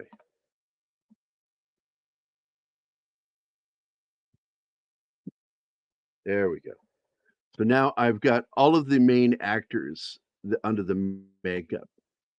And the guy that played Dr. Zaius in this was a prolific actor from the 40s. And he's solid work all the way through. Even appeared in Batman. Is Maurice Evans. Maurice Evans, who was the namesake, of course, of Maurice in the new trilogy, which I love that they named that character Maurice. The president is played by this man, James Whitmore. One of his first major films was the movie Them with James Arness, where he plays a state trooper who sacrifices his life at the end to save some kids from the giant ants. It's actually my favorite giant monster film outside Godzilla. What about Kong? Then you've got Roddy McDowall. Quite the sexy bastard. And he was a great actor, dude. I love this guy. You know what's funny is my dad thought he was C-3PO for years. Well, that's because Anthony Daniels sounds like him. Sounds just like him. My dad swore up and down for fucking years that Roddy McDowall was C-3PO. Well, I had wondered for a few years that they had dubbed Roddy McDowall over Anthony Daniels, like they did James Earl Jones over Darth Vader. But no, that's just the way Anthony Daniels talks. This is the beautiful Kim Hunter who plays Zira in the film. And this film revived her career. Yes, she was also kind of on the downslope of her career. Downslope. She was getting older. She was in her 40s, early 40s. And that tended to be the end of women's careers. They wanted women that were young and beautiful and vibrant. And it was hard to the she older was also women one of those like to be relegated to secondary roles is the problem. Yeah, which don't pay as well. She was also just kind of getting like a little huskier and things like that, and showing her age. It's the Shirley MacLaine, or not Shirley MacLaine, Shirley from Poseidon Adventure. What is her name? Shirley. Got the Oscar for it too. She started gaining weight, got pudgy. She was in the original Streetcar Named Desire with Brando. Yes, she was. And she was also in. She was the American in Alfie. Shirley, I can't think of her last name. Damn it. No. I already said McLean. That's the wrong one. It's Shirley. Oh my God. I'll just look it up. What's the point of having Google if I don't use it? You have such a brain fart. Thank you. Lauren said it. Shirley Winters. Or Shelley. Shelley Winters. Shelley Winters. Shelley. That's a big Yeah, difference. Shelley was another one who got pudgy as she got older. Yeah, but she was great in everything she did. She was almost better when she got older than when she was younger. She was batshit crazy. If you've ever seen her in interviews, when she threw that drink live on the Tonight Show in Oliver Reed's face, holy shit! She just didn't. I did not see it coming, and it fucking happened. And Oliver Reed handled it like a man. Just was like, and then decked her. No, he didn't deck her. That would be a he just family. Awesome. What's that? The Shelley Winters was awesome. I don't care what anybody says. Oh, Shelley was good. Her role in Poseidon Adventure got her an Oscar. Yep. If you've never seen that movie, Poseidon Adventure is a great adventure film. It's again tied into what we were talking about yesterday. With what? Yes, Night of the Hunter with Robert Mitchum, which is probably one of the scariest films I've ever seen. It's a kids in peril film with Robert Mitchum killing the old lady and going after her kids. Spoilers! The inheritance. Oh, it's 1950s. If you haven't seen that movie by now, it's not my fucking fault. Yeah, it wasn't exactly the easiest to come by till recently. But yeah. 6. Gerry doesn't think all women are AMC crazy. or no, TMC. TMC owns it. Kino Lorber just finally released it on 4K, and I think that was the first time it's maybe not, but I think it was the first time it was on Blu-ray. 6. Gerry knows all women are batshit crazy. There's a difference. No, I will tell you, when I meet a woman, And if they're not, he'll make them crazy. I want to know just how crazy they are while I'm sitting down with them. Because look, you can't have that many chemicals running through your brain once a month and not fuck you up a little. It just so what I look for is the kind of crazy that I can get along with, and I found that with Anima. I love her, and Still don't know how I passed that test, but I did somehow. We have 2 years coming up. I wait for the alarms to go off. The alarms don't go off, you're good. But there he is. That's James Whitmore and Maurice Evans right there. God, what a great scene. And it was just and this is clear. This is a drumhead court. He was going to be found guilty no matter what. That's what I said, yeah. Well, that's why I love Zira's line. You must find him guilty of something when you keep referring to him as the accused. Yeah, and they correct them and say, no. He's been disposed of. We are judging you for heresy. Yeah. Oh, this scene when he sees that you monsters. They had tampered with cut up his brain. Oh, that's heartbreaking. Did a more invasive version of what we would call a lobotomy. Well, this is something, Anima, you may be able to expand on this. I know in the book, we actually get to know this character a little bit better, or their equivalent, right? And that's where this is kind of more heartbreaking in the book, if I remember right. He's the professor in the book. He's kind of the leader of the expedition, and you don't really get it explained like that. Like the scar of the operation, everything. He just acts like all the other primitive humans, and so he knows they did something to him to take away his personality. But this is way more heartbreaking when he expects him to recognize him, and then he sees he's shaved on one side of his head and turns his head and sees that scar, and he's gone. I mean, he's alive, but he's gone. It's equally heartbreaking, I would say. Mm-hmm. But in the book, he's kept in a zoo. The professor and I forgot the name. The other dude wants to free him, but he still has to pass his test to get recognized as an individual, an intelligent individual. So he knows he has to wait. And once he passes the test, he's at the party, and he doesn't want to party. He wants to go free his friend right away. And they go and he finds out he's been gone for a while. Mm.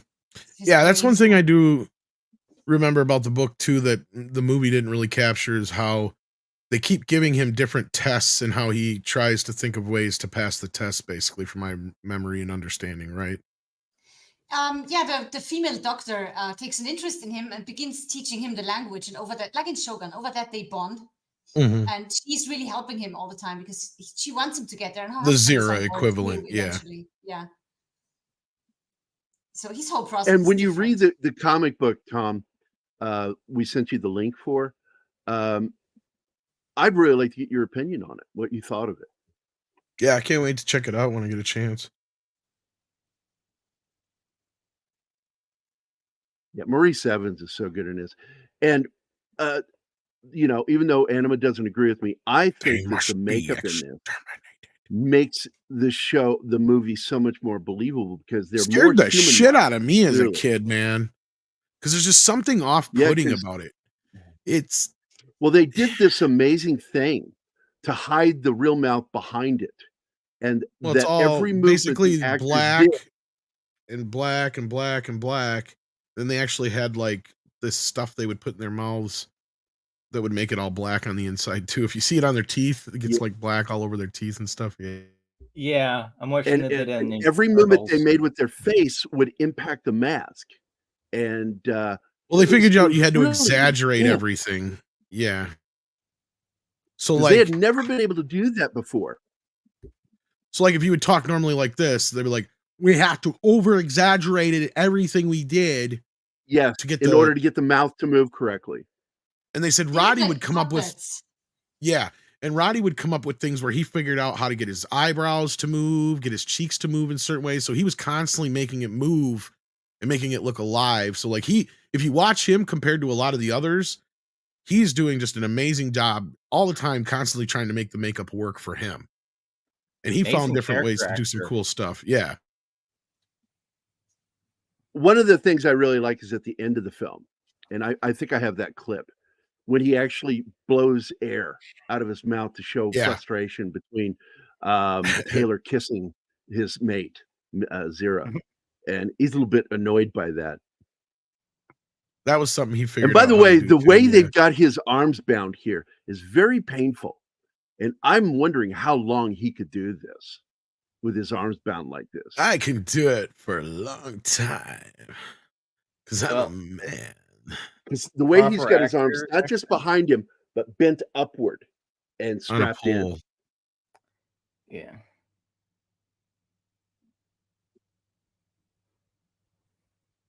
Yeah, this guy is just evil. That's pure Zaius beef you're looking at. And this is the thing about a good villain. A good villain must not believe they're evil. They must believe they're justified. And that's the thing about Zaius. I don't actually look at Zaius as exactly a villain. See, that's the thing with this movie. At the end, I mean, really, is there a villain? War. I consider him a villain because he is against he plays the knowledge. Maybe antagonist would be the best. The antagonistic role, well, yes. Antagonist. And yeah, you're right about the knowledge, but that was the question I was bringing up earlier because Taylor kind of proves him right in the sequel that they should have just left it buried because, you know, the sequel jumps into war right away. And what does Taylor do? He blows the fucking planet because they shoot his girlfriend. And before that, he was the guy walking around going, man needs to stop warring with itself. You know, all this stuff. He's talking all like hippy dippy shit. And the next thing he's like, fuck it. I'm going to blow it up. You're all just as bad. You're all just as bad. Yep. What they tried to prevent ended up happening because they tried to prevent it. There's that irony. Well, it's that causation effect or whatever you want to call it. Yeah. Well, dramatic irony is Gerry likes to point out. Yeah, well, there's that, but there's it's the most popular and most well-known form of irony is dramatic irony. I thought it was like causation or something like that, but yeah, like where you try to prevent something, but you end up causing it to happen because of trying to prevent it. I'm trying to remember what the word is. Maybe it's not causation. But a knock-knock joke is really a good example of dramatic irony. Simple knock. What was it? One of my favorites. How many clinical psychiatrists does it take to change a light bulb? None. There is no light bulb. One, but the light bulb has to want to change.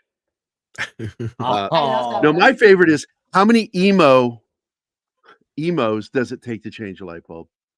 I guess for lack of better term, I guess Eclay's right, self-fulfilling prophecy. But how many emos does it take? Yeah. I don't know. At least 2 or 3 because they got a bitch about it. That's the punchline, which is none. Fuck them. Let them cry in the dark. They'd rather cry in the dark. Yeah.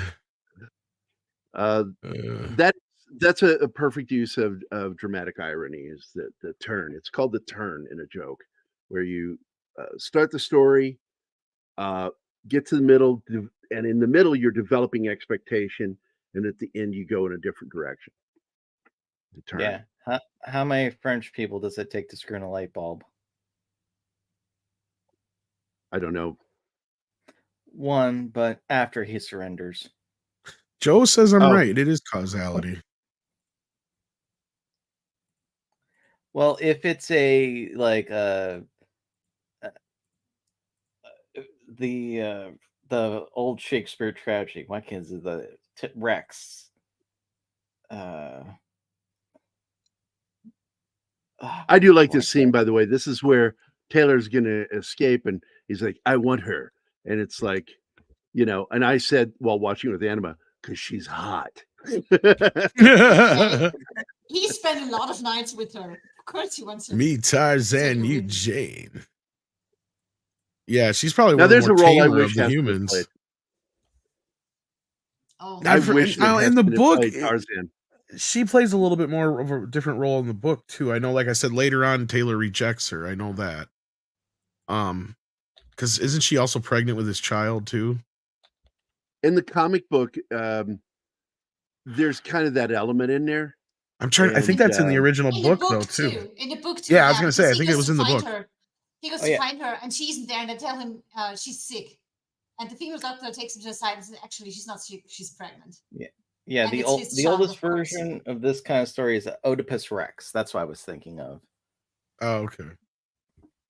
And there is, by the way, in the original script that was going to be done with Arnold Schwarzenegger, Planet of the Apes, that got started in the 80s and bled into the 90s and then collapsed. I want that script now just so I can There do it was a live. genetic time bomb in humans. There was a genetic time bomb, and it was due to a causality issue that got implanted through because there's this loop that's happening between humans to apes, humans to apes, humans to apes. And they found out that it was during a surgery that a piece of DNA got attached to Nova's DNA. And she created that eventually would cause humans to begin to become pregnant, and the babies would age and die in the womb. They would, during the 9 months of gestation, they would go through the full life cycle and die and be born stillbirth and old looking.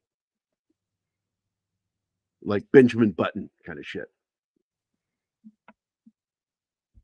It was a crazy premise. And I thought that would have been a really interesting thing. But again, the producers went insane when the new studio bought out the rights, and they wanted to make a comedy. And everybody but Schwarzenegger left. I want to play with the monkeys. I keep telling you we're apes, not monkeys. The monkey's funny. Monkey's a funny guy. Okay, we've got more people. We've got another monkey in the house, Monkey Jeebus. Mephisto's movie reviews, Wolverine. Can we get Sinbad to play one? We got Small Time Republic, of course, our good friend Chris Moonlight. Low Spec Linux Laptop, David Rayner. Did I miss anybody? Nope, I got You can play my sidekick. We can't just make all the apes black actors. It'll look bad. I don't care. I just want Sinbad as my sidekick. You can have one of them be Rob Schneider. We need. Okay. Kyle Williams has to be the bad guy. David Rayner says The Apes of Wrath. That's my movie. You son of a bitch. You killed my girlfriend. Yeah, I know. I You tried to can't prevent hide being people. poor, but still ended up poor anyway. Kind of like that, right? She was my favorite wife ever. She couldn't talk. I didn't hear you yakking. Kingsport, Cal, if you had started rich and you were being told you were going to end up poor, and then you did everything to try to prevent becoming poor, and then became poor, yes, that would be what happened. Kind of like my life.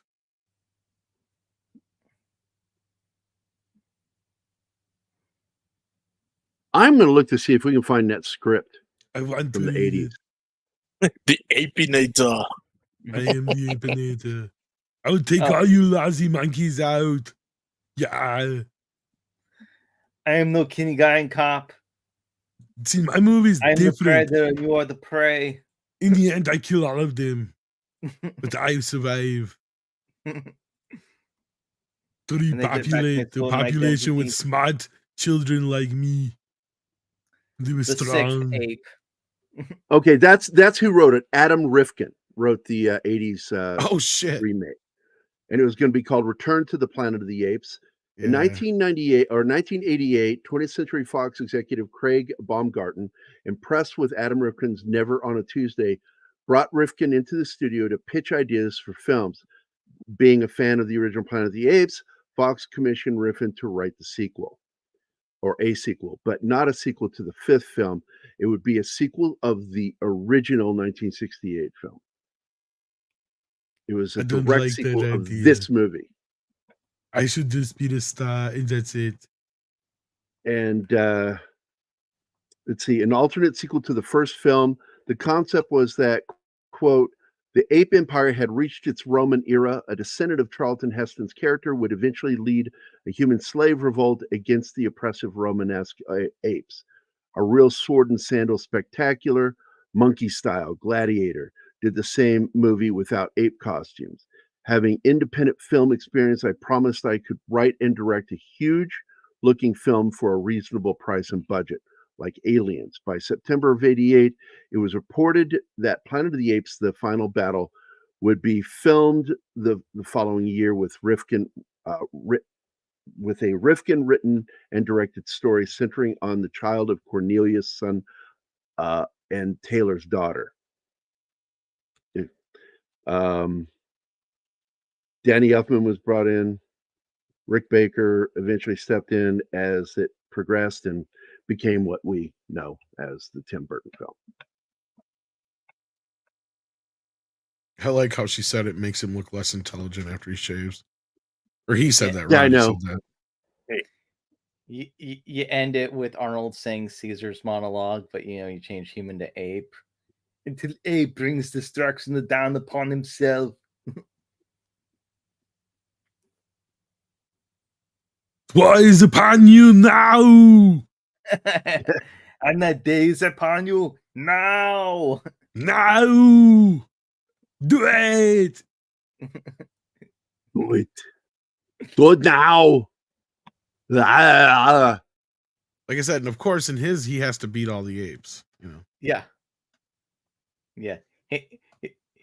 He without reloading ever. it just changes his name to Conan at the end. It turns out was King Conan all along. I got the big clip. And it ends with Mako saying, and he would eventually king, or how do they phrase it? King Conan. He was crowned by his own hand, however that was phrased. But that is another tale. Yeah, that is another tale. Or another story. I love that. I got to tell you, man, we got robbed. We were supposed to get that film and never got it. It's mostly Arnold's fault. I know that much. Well, I heard there was I wanted to be governor. Well, that's part of the problem too. Yes, he caused the delays, but when it was about to happen, nobody was interested. Well, the reason nobody was interested is because the Terminator movie that he was in, that he came back in, flopped. That's what killed it. Genesis. Felt weird. What's Genesis? Yeah, I know. Genesis. What do you want with a progressive rock band from the 80s? Give me Genesis. Let me Google it. Jesus. If they had done a proper sequel, Arnold would have played Taylor, and Taylor would have had Nova, and then slept with one of the ape servants.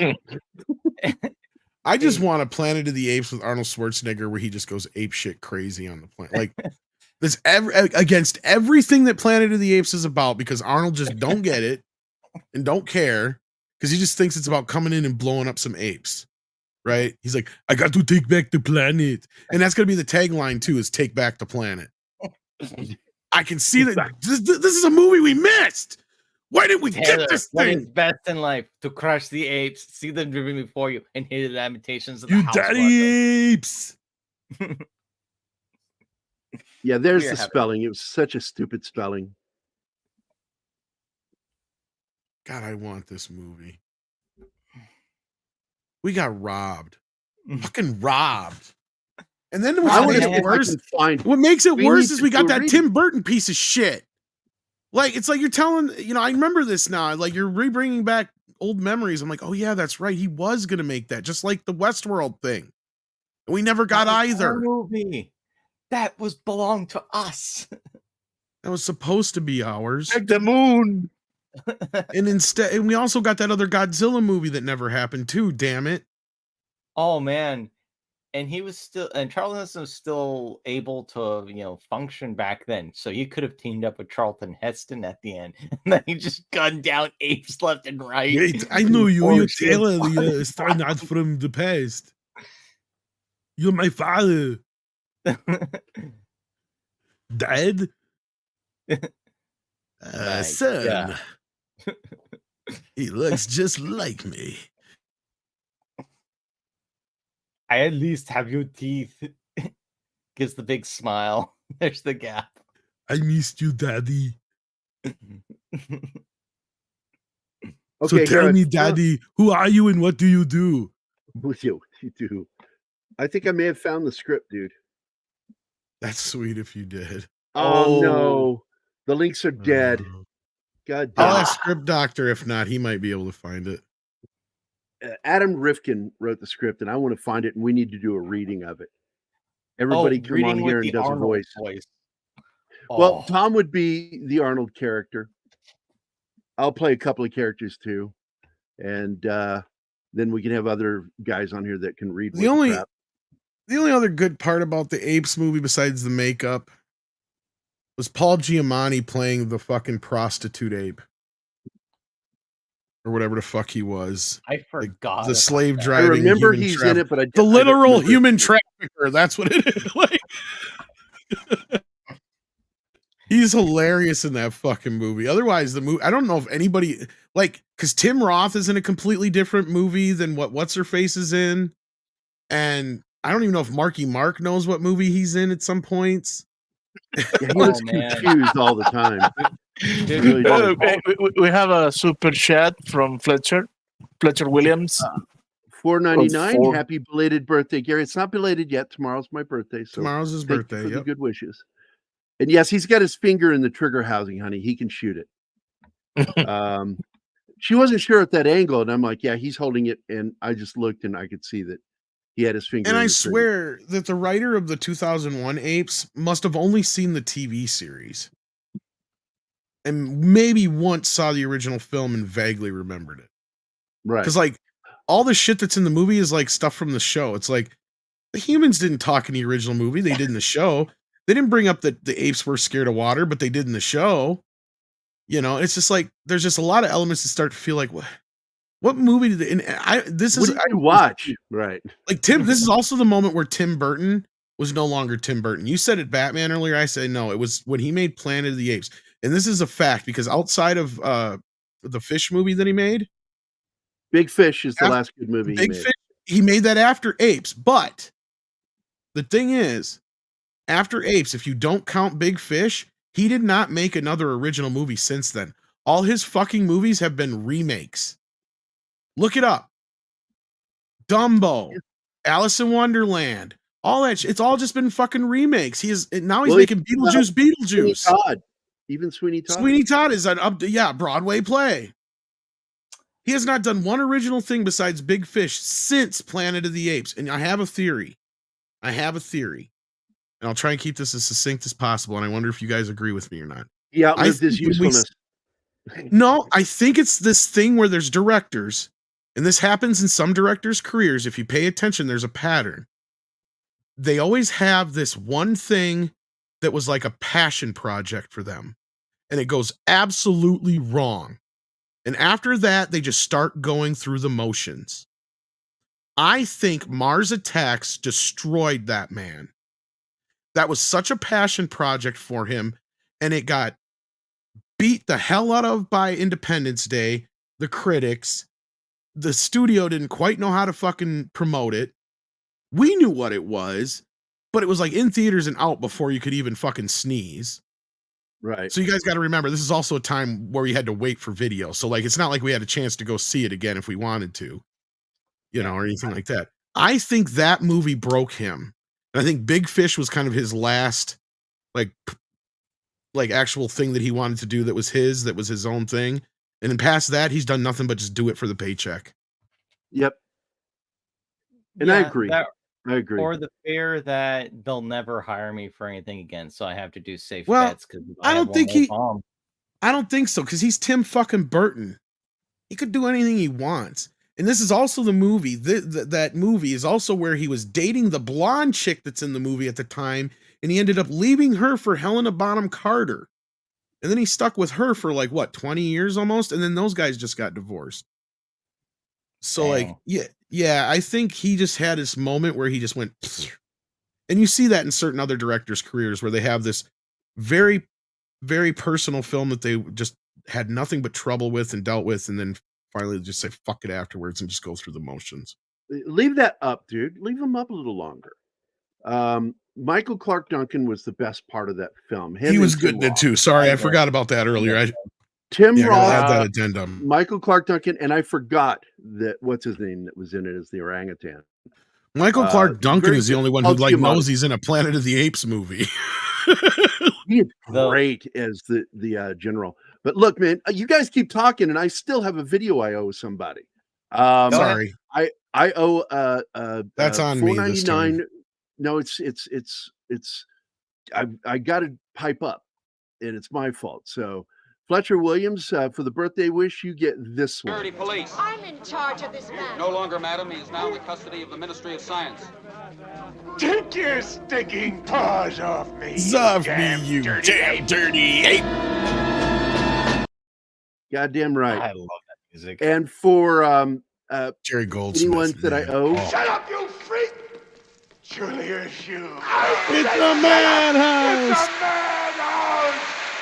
A madhouse! I swear to God, you can fit a softball in that man's mouth. It is so fucking Totally see Arnold. That should be Arnold. Right? Oh, you have a super. Wow, $25. Unbelievable shit. You're such a sweetheart. You really are. Thank you very much for the birthday wishes. Hitting the big 6-0. I'm a sexagenarian now. That means I'm generally sexy. So here you go. For you, you get the clip coming up. Doctor, I'd like to kiss you goodbye. But you're so damned ugly.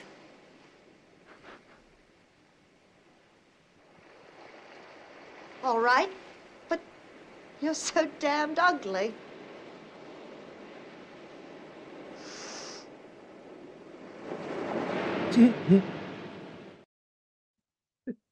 With that little sound that Roddy McDowall made. It makes me chuckle every time I see it. It's a little bit of jealousy. I do not approve. Thank you so much, Six, and your wishes are kind, and that is a wonderful gift. Thank you. Yeah, Roth is a great fucking actor. Lie to Me is one of my favorite TV shows that should have lasted longer. He was the garbage. Giamatti is just good in anything he's in. Oh my God, War Monkey. That's how he's got started. Oh my God. War Monkey would know. Oh my God. He's been warning us for years. Experience, are you? Humans and apes should never mix. Oh my God. DJ Play Nice is here, along with our dear friend Fletcher Williams. And of course, David Rayner is here. So we've got a wonderful audience. We're up to 55 watching right now. Our show's become very popular, Tom. I like that. Good. And You know, it's difficult for me to separate. You know, you said earlier that like this movie should stand on its own, and I agree it does. But I just want to say it's kind of difficult for me to separate it from the other films for two reasons. What made these films kind of what they were was the whole Go Ape campaign, because that was where the toys came in, the TV show, all that stuff, and that really kind of created the hype as kids. And that predated me, but what I had was the residuals of that, because what we would have is, you know, once every few months we would get ape marathons on television, and that's where I grew up watching these movies. And like, I mean, I know these movies almost by heart, right? Like that's my like almost every Sunday, once every few months, like I said, or you know, it would be on TV, and then AMC took them over for a while and stuff like that. They would show the ape marathons, and they did that great documentary and stuff. You know, so for years and years and years, I mean, these movies were movies I grew up on. So for me, it's kind of hard to separate them from the sequels, just because it was like, you know, just for me, that's part of the nostalgia is just, you know, yes, we got the ape movies all day today, you know, kind of thing. So that was just kind of a memory for me as a kid growing up. And we need to comment on this, Tom, because this is that moment where he's talking to Taylor. Zaius is set down by the greatest ape of all, our lawgiver. Yep. Because Caesar doesn't exist in this timeline. Beware the saying they never mentioned Caesar once. Devil's pawn. Alone among God's primates, he kills for sport or lust or greed. Yeah, he will murder his brother to possess his brother's land.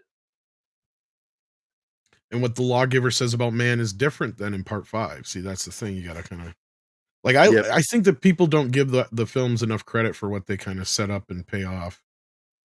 He is the harbinger of death.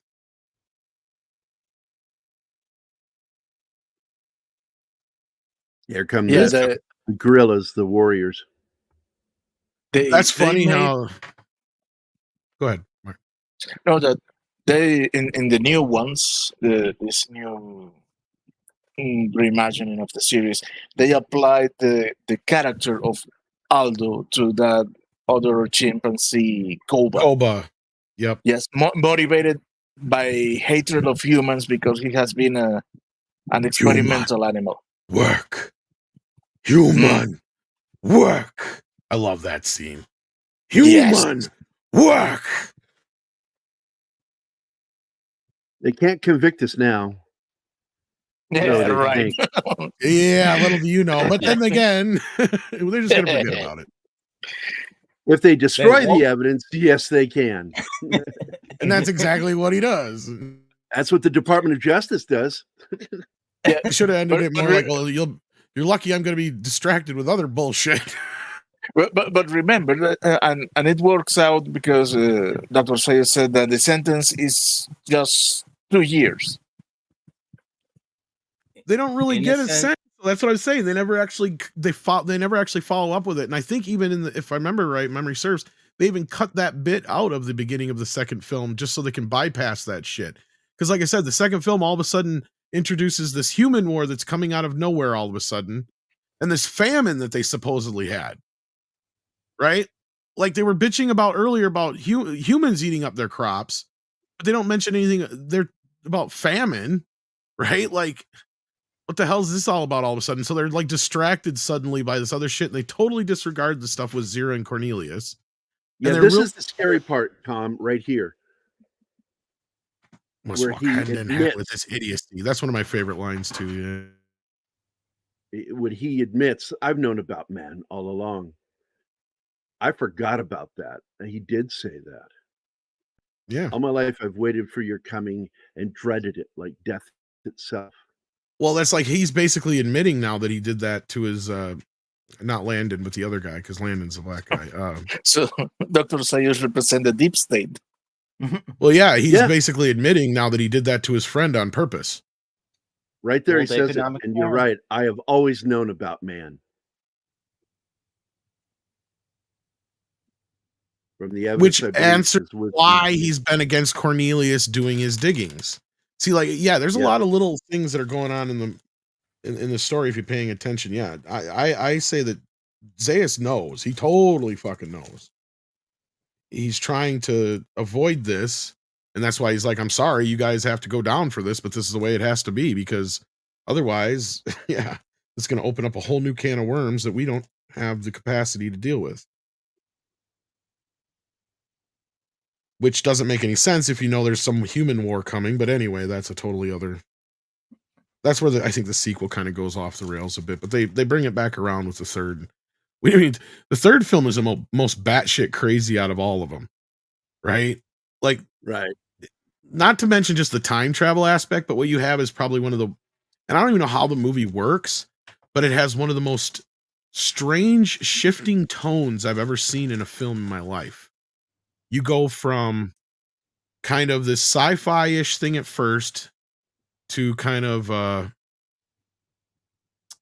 apes as prisoners and, kind of the reversal of the roles of, Taylor in the first film to the apes in the third film. And then it all of a sudden turns into some fucking sitcom for about a half hour. And then it goes from being a sitcom for a half hour to a road movie because they're on the run to this very dark fucking ending. That is just fucked up. And, obviously for those who haven't seen it real quick, they kill the apes. And they kill a child ape. Child ape. Out so theirs doesn't die. Yeah. But that's where we get the great performance by Ricardo Montalban. Yeah, he was good in that film. He really was. So you're asking me to harbor a couple of fugitive apes and put my life in danger? I say 1,000,000 times yes. Yes. I will have them. If we are to done up in Corinthian leather.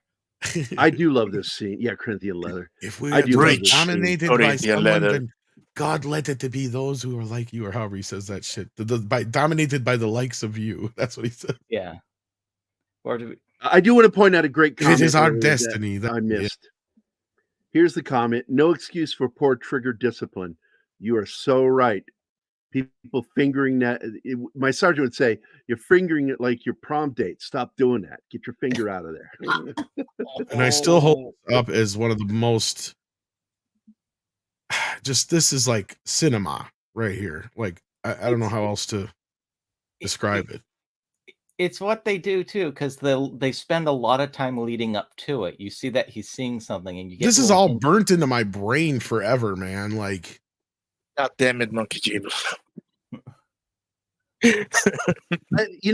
I actually entertained one time having Roddy McDowall's Cornelius and the title Planet of the Apes tattooed on my back with it, because I was such a big fan. But then I went, I don't want to tattoo. But then I got a tattoo while I was in the army. Shot. That is I can tell you got painting. it backwards. Yeah. Yeah. Fucking that is a beautiful matte painting. That's it. And there it is, man. And I do want to play the clip because I do have it here. Are you ready?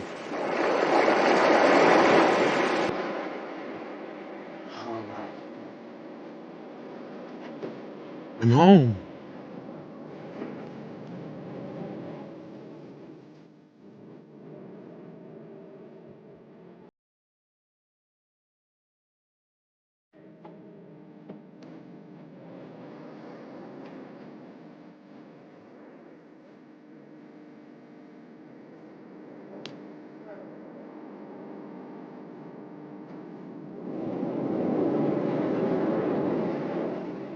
Oh, still love it.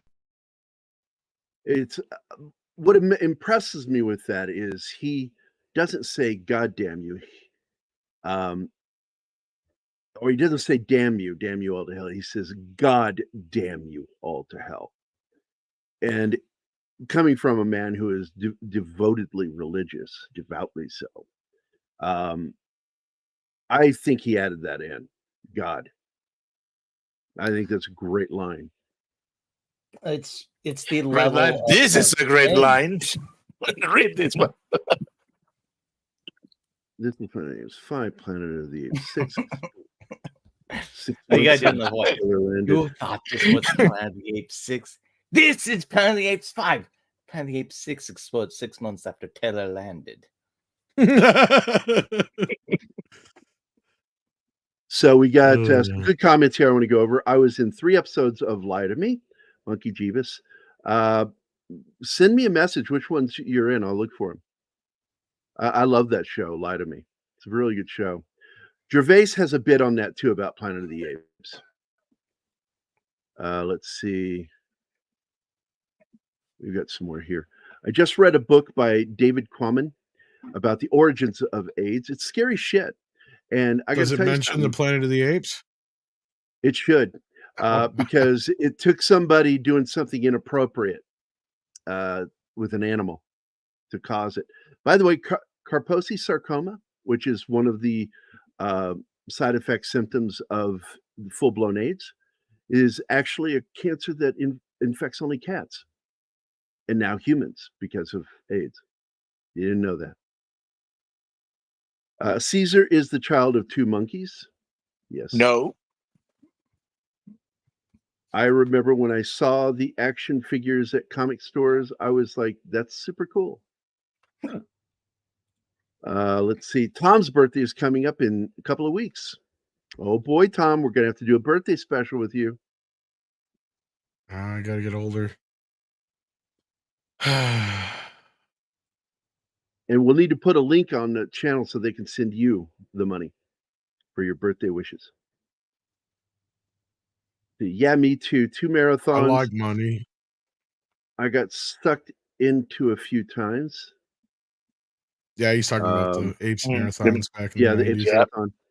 I love that, dude. When that was AMC that did that, and they're the ones who co-produced that documentary. AMC, back when AMC didn't have commercial breaks. Well, I think they did, but they weren't as much as regular. They did between shows. They didn't interrupt. Really? I'm trying to remember. They never interrupted a movie.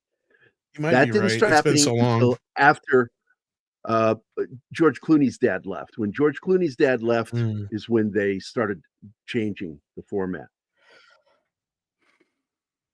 So let's see what's the next. I remember I used to watch the Halloween marathons on there too. Could the new films flip it so the timeline goes back to the original film? That's what I'm hoping, is that when they finally make the final film, it's simply the Planet of the Apes. Actually, no. Like Read by Nature, the new films are in their own timeline. There setting up their videos out there that are trying to tie them in. Because, well, the thing is there is no nuclear war in this Planet of the Apes. So that's the big difference. And it began completely different. Like this Planet of the Apes is playing more into biological stuff than it is the nuclear stuff. Yeah. Our and I think that's where you can tell they're kind of going there with the humans too, with that matter too, because this thing acts more like a virus for humans than it does them going off of the whole nuclear holocaust thing. Yeah. So I think they will eventually get to Taylor, but if the movies keep making money, we'll see. Yeah. War Monkey says our stagnant world today is not unlike the ape society. They could use the machines of humans, but could not create them or had the knowledge for why they exist in the first place, but they could copy. And that's kind of actually, that's interesting. The assumption is that there wasn't a time gap between the first and second films. Not in this series, no. The second film picks up right where the first movie leaves off. Yep. I need 5 minutes with that Jane-looking chick. To which Cal, and then War Monkey responds, "That's Nova. I already called dibs." Nova. Which means no go. I'll call you Nova. Yeah, no go. Nova was looking at him like, "What the fuck are you doing, dude?" And he's like, "I'm putting my penis in."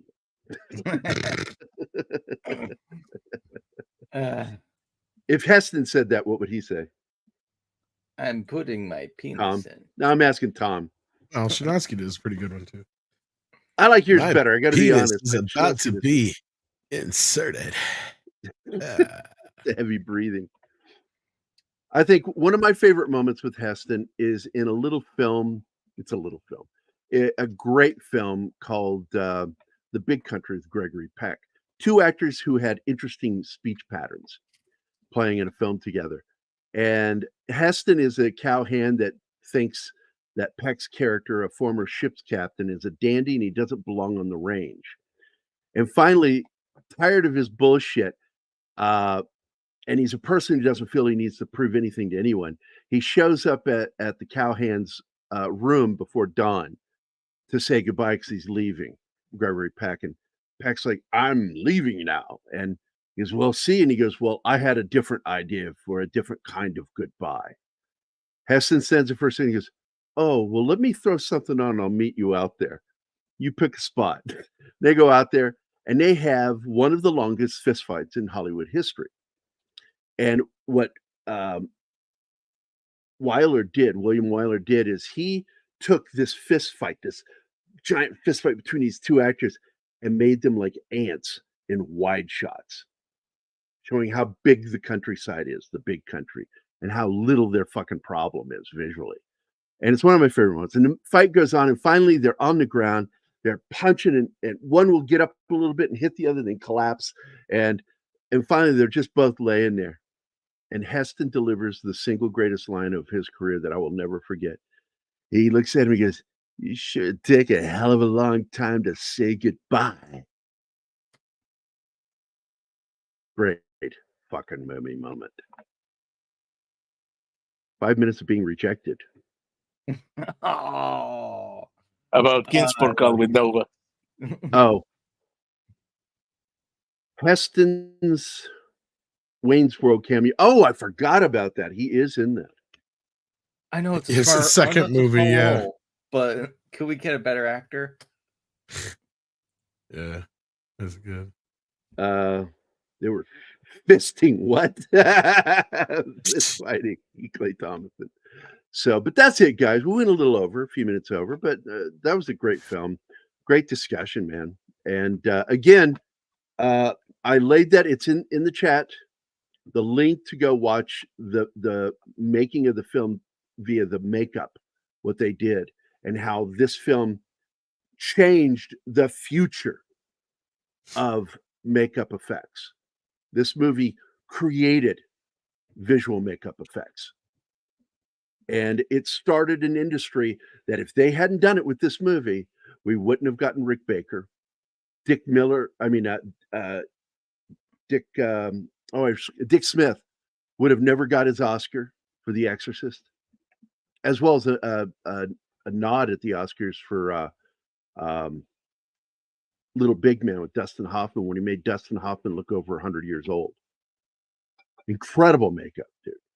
And we wouldn't have got Rob Bottin. You know, it would have been a totally different Hollywood if not for Planet of the Apes. It had a huge impact on the industry as far as not visual effects, but makeup, special effects. Thank you, Joe. I appreciate it, buddy. Tom, any last thoughts? Not really. I love this film. I'm glad we had a good time talking about it. There's probably a hell of a lot more we could have talked about. We could probably go for another hour or two just on this film alone because there's so many things I know that we just kind of skirted over or didn't even get to mention. But no. Well, you know what? If you want to, we can skip Planet of the Apes 2, but we can go straight to Planet of the Apes 3 if you want to. I wouldn't mind doing that. Maybe we can do a whole show just on the sequels or something, maybe sometime in the future. Who knows? We'll see. Well, I will tell you this, that the new Planet of the Apes, I'm not planning on seeing because I saw the first three and I liked the Caesar story arc. Yeah. And he dies at the end of the third one. And that was it. They should have stopped there. Well, want to make more. I didn't hate this new one, but I think they should have gone a little farther than they did because that's probably my biggest complaint is it just feels like we're getting more of the They're moving too slow. Well, they should have had they should have had Galen and they should have we should be getting to the Taylor story at this point is my point. Yes. So yeah.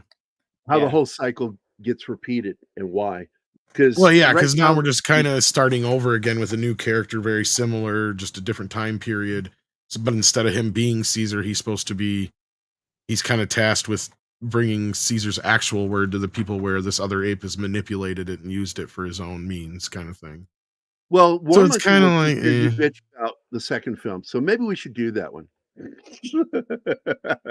I mean, I kind of said most of what I can say about it already. I mean, my thing is that people like bitch about the fifth film, and I'm like, have you really actually sat down and watched the second film? It's fucking horrible. And I'm not talking about the ending. That's the best part of the movie. The last 20 minutes is the only good part. Like the rest of the movie is pointless. Like it's an hour of just meandering through nothingness. Like nothing happens. They go into this stupid little war that has such a low budget that it doesn't even feel like a fucking war either. Like, well, here you go. I like what Six said here. What we should do is the first half hour of the show is about the second movie, and we'll just go into it, and then we'll start the slideshow at the or like a couple of shows of each, maybe like of the sequels together or something like that. Yeah, we can figure something out maybe. Yeah, I think so. And we can do the same thing with 4 and 5, split it into one episode, one of our shows. So, but I do like it because, like you, I'm a big fan of certain kinds of films, and this film had a huge impact on me. I remember seeing it in the theater. I was like 4 years old, man. I went with my dad, and my dad took me to the movies all the time when I was a kid. I was a quiet kid. I wasn't one of those disruptive little shitheads. I would like the first film I remember going to hurt my ears was The Shootist, or not The Shootist. I'm sorry, John Wayne, Rooster Cogburn role. What the fuck? True Grit. And at the end of the film, when we went out, I had blood dripping down my right ear because we were too close to the speakers, and they hurt my ears. But I grew up in the movie cinema, man. I love movies. My dad took me to fucking see Serpico, dude. When I was, 10 years old, took me to see Serpico. And there were titties in that movie. There was gore when he gets shot in the face, and tons of fuck words in it. My dad was doing this to me the whole time. And at some points, he couldn't decide whether to cover my eyes or cover my ears. You did do this like half thing. And little did he know, I still saw everything. Oh, well, he had to take you, Gerry. Nobody wanted to babysit you. Who would? Oh. I'll have you know, a lot of girls like babysitting me. I know. Yeah, but into your 60s. This is what you get for shitting on me yesterday. Now I shit on you today. We are doing Strange Brew, and I want to do that one with Tom next. I love that fucking movie. Max von Sydow, a dramatic actor. He worked with some of the greatest directors of all time, is in this fucking movie as the bad guy. And he put in fake teeth to give him a weird speech pattern. It sounds fucking great. Strange Brew, great movie. Thanks for bringing it up, Six. My dad doesn't watch movies really. He did take me to roll the ring. Oh, there you go. And your dad likes. It's true. Do you know that story, With Tom? that, yes, you told it recently. Yeah, I just told it like I think yesterday, and that was funny as shit. My dad was like, "Yeah, that's more like it," and I'm like, "It's gay." It's like, what do you mean it's okay? Oh my God. Yeah, but with that, I'm gonna run. So you guys let's can keep get going this if you over got with. it, but now let's end this shit, and because I want to say bye to you after the show. So I gotta run like now. weeks. So like you'll have Get the to fuck hit outta me here, up Tom. I'm afterwards. done with you. No, All it's right, not buddy. your fault. I'm late, so I gotta run. So all right, get going, man. But I'll see you thank you later. for Have a having good me. day. I'll talk to you later, soon. Tom. It's our show. I'm not having you. This is our show. Well, yours you know and what I my mean. show. All That's why you're in the pilot seat right now. Six may not be wrong. Yeah, you are Taylor, and we are the planet of the Apes. All right, get out of here, buddy. Take care, Everybody guys. have a great Saturday. Love Get y'all. out there and have a good weekend. And we will see you guys later. Ma, I'm doing a show.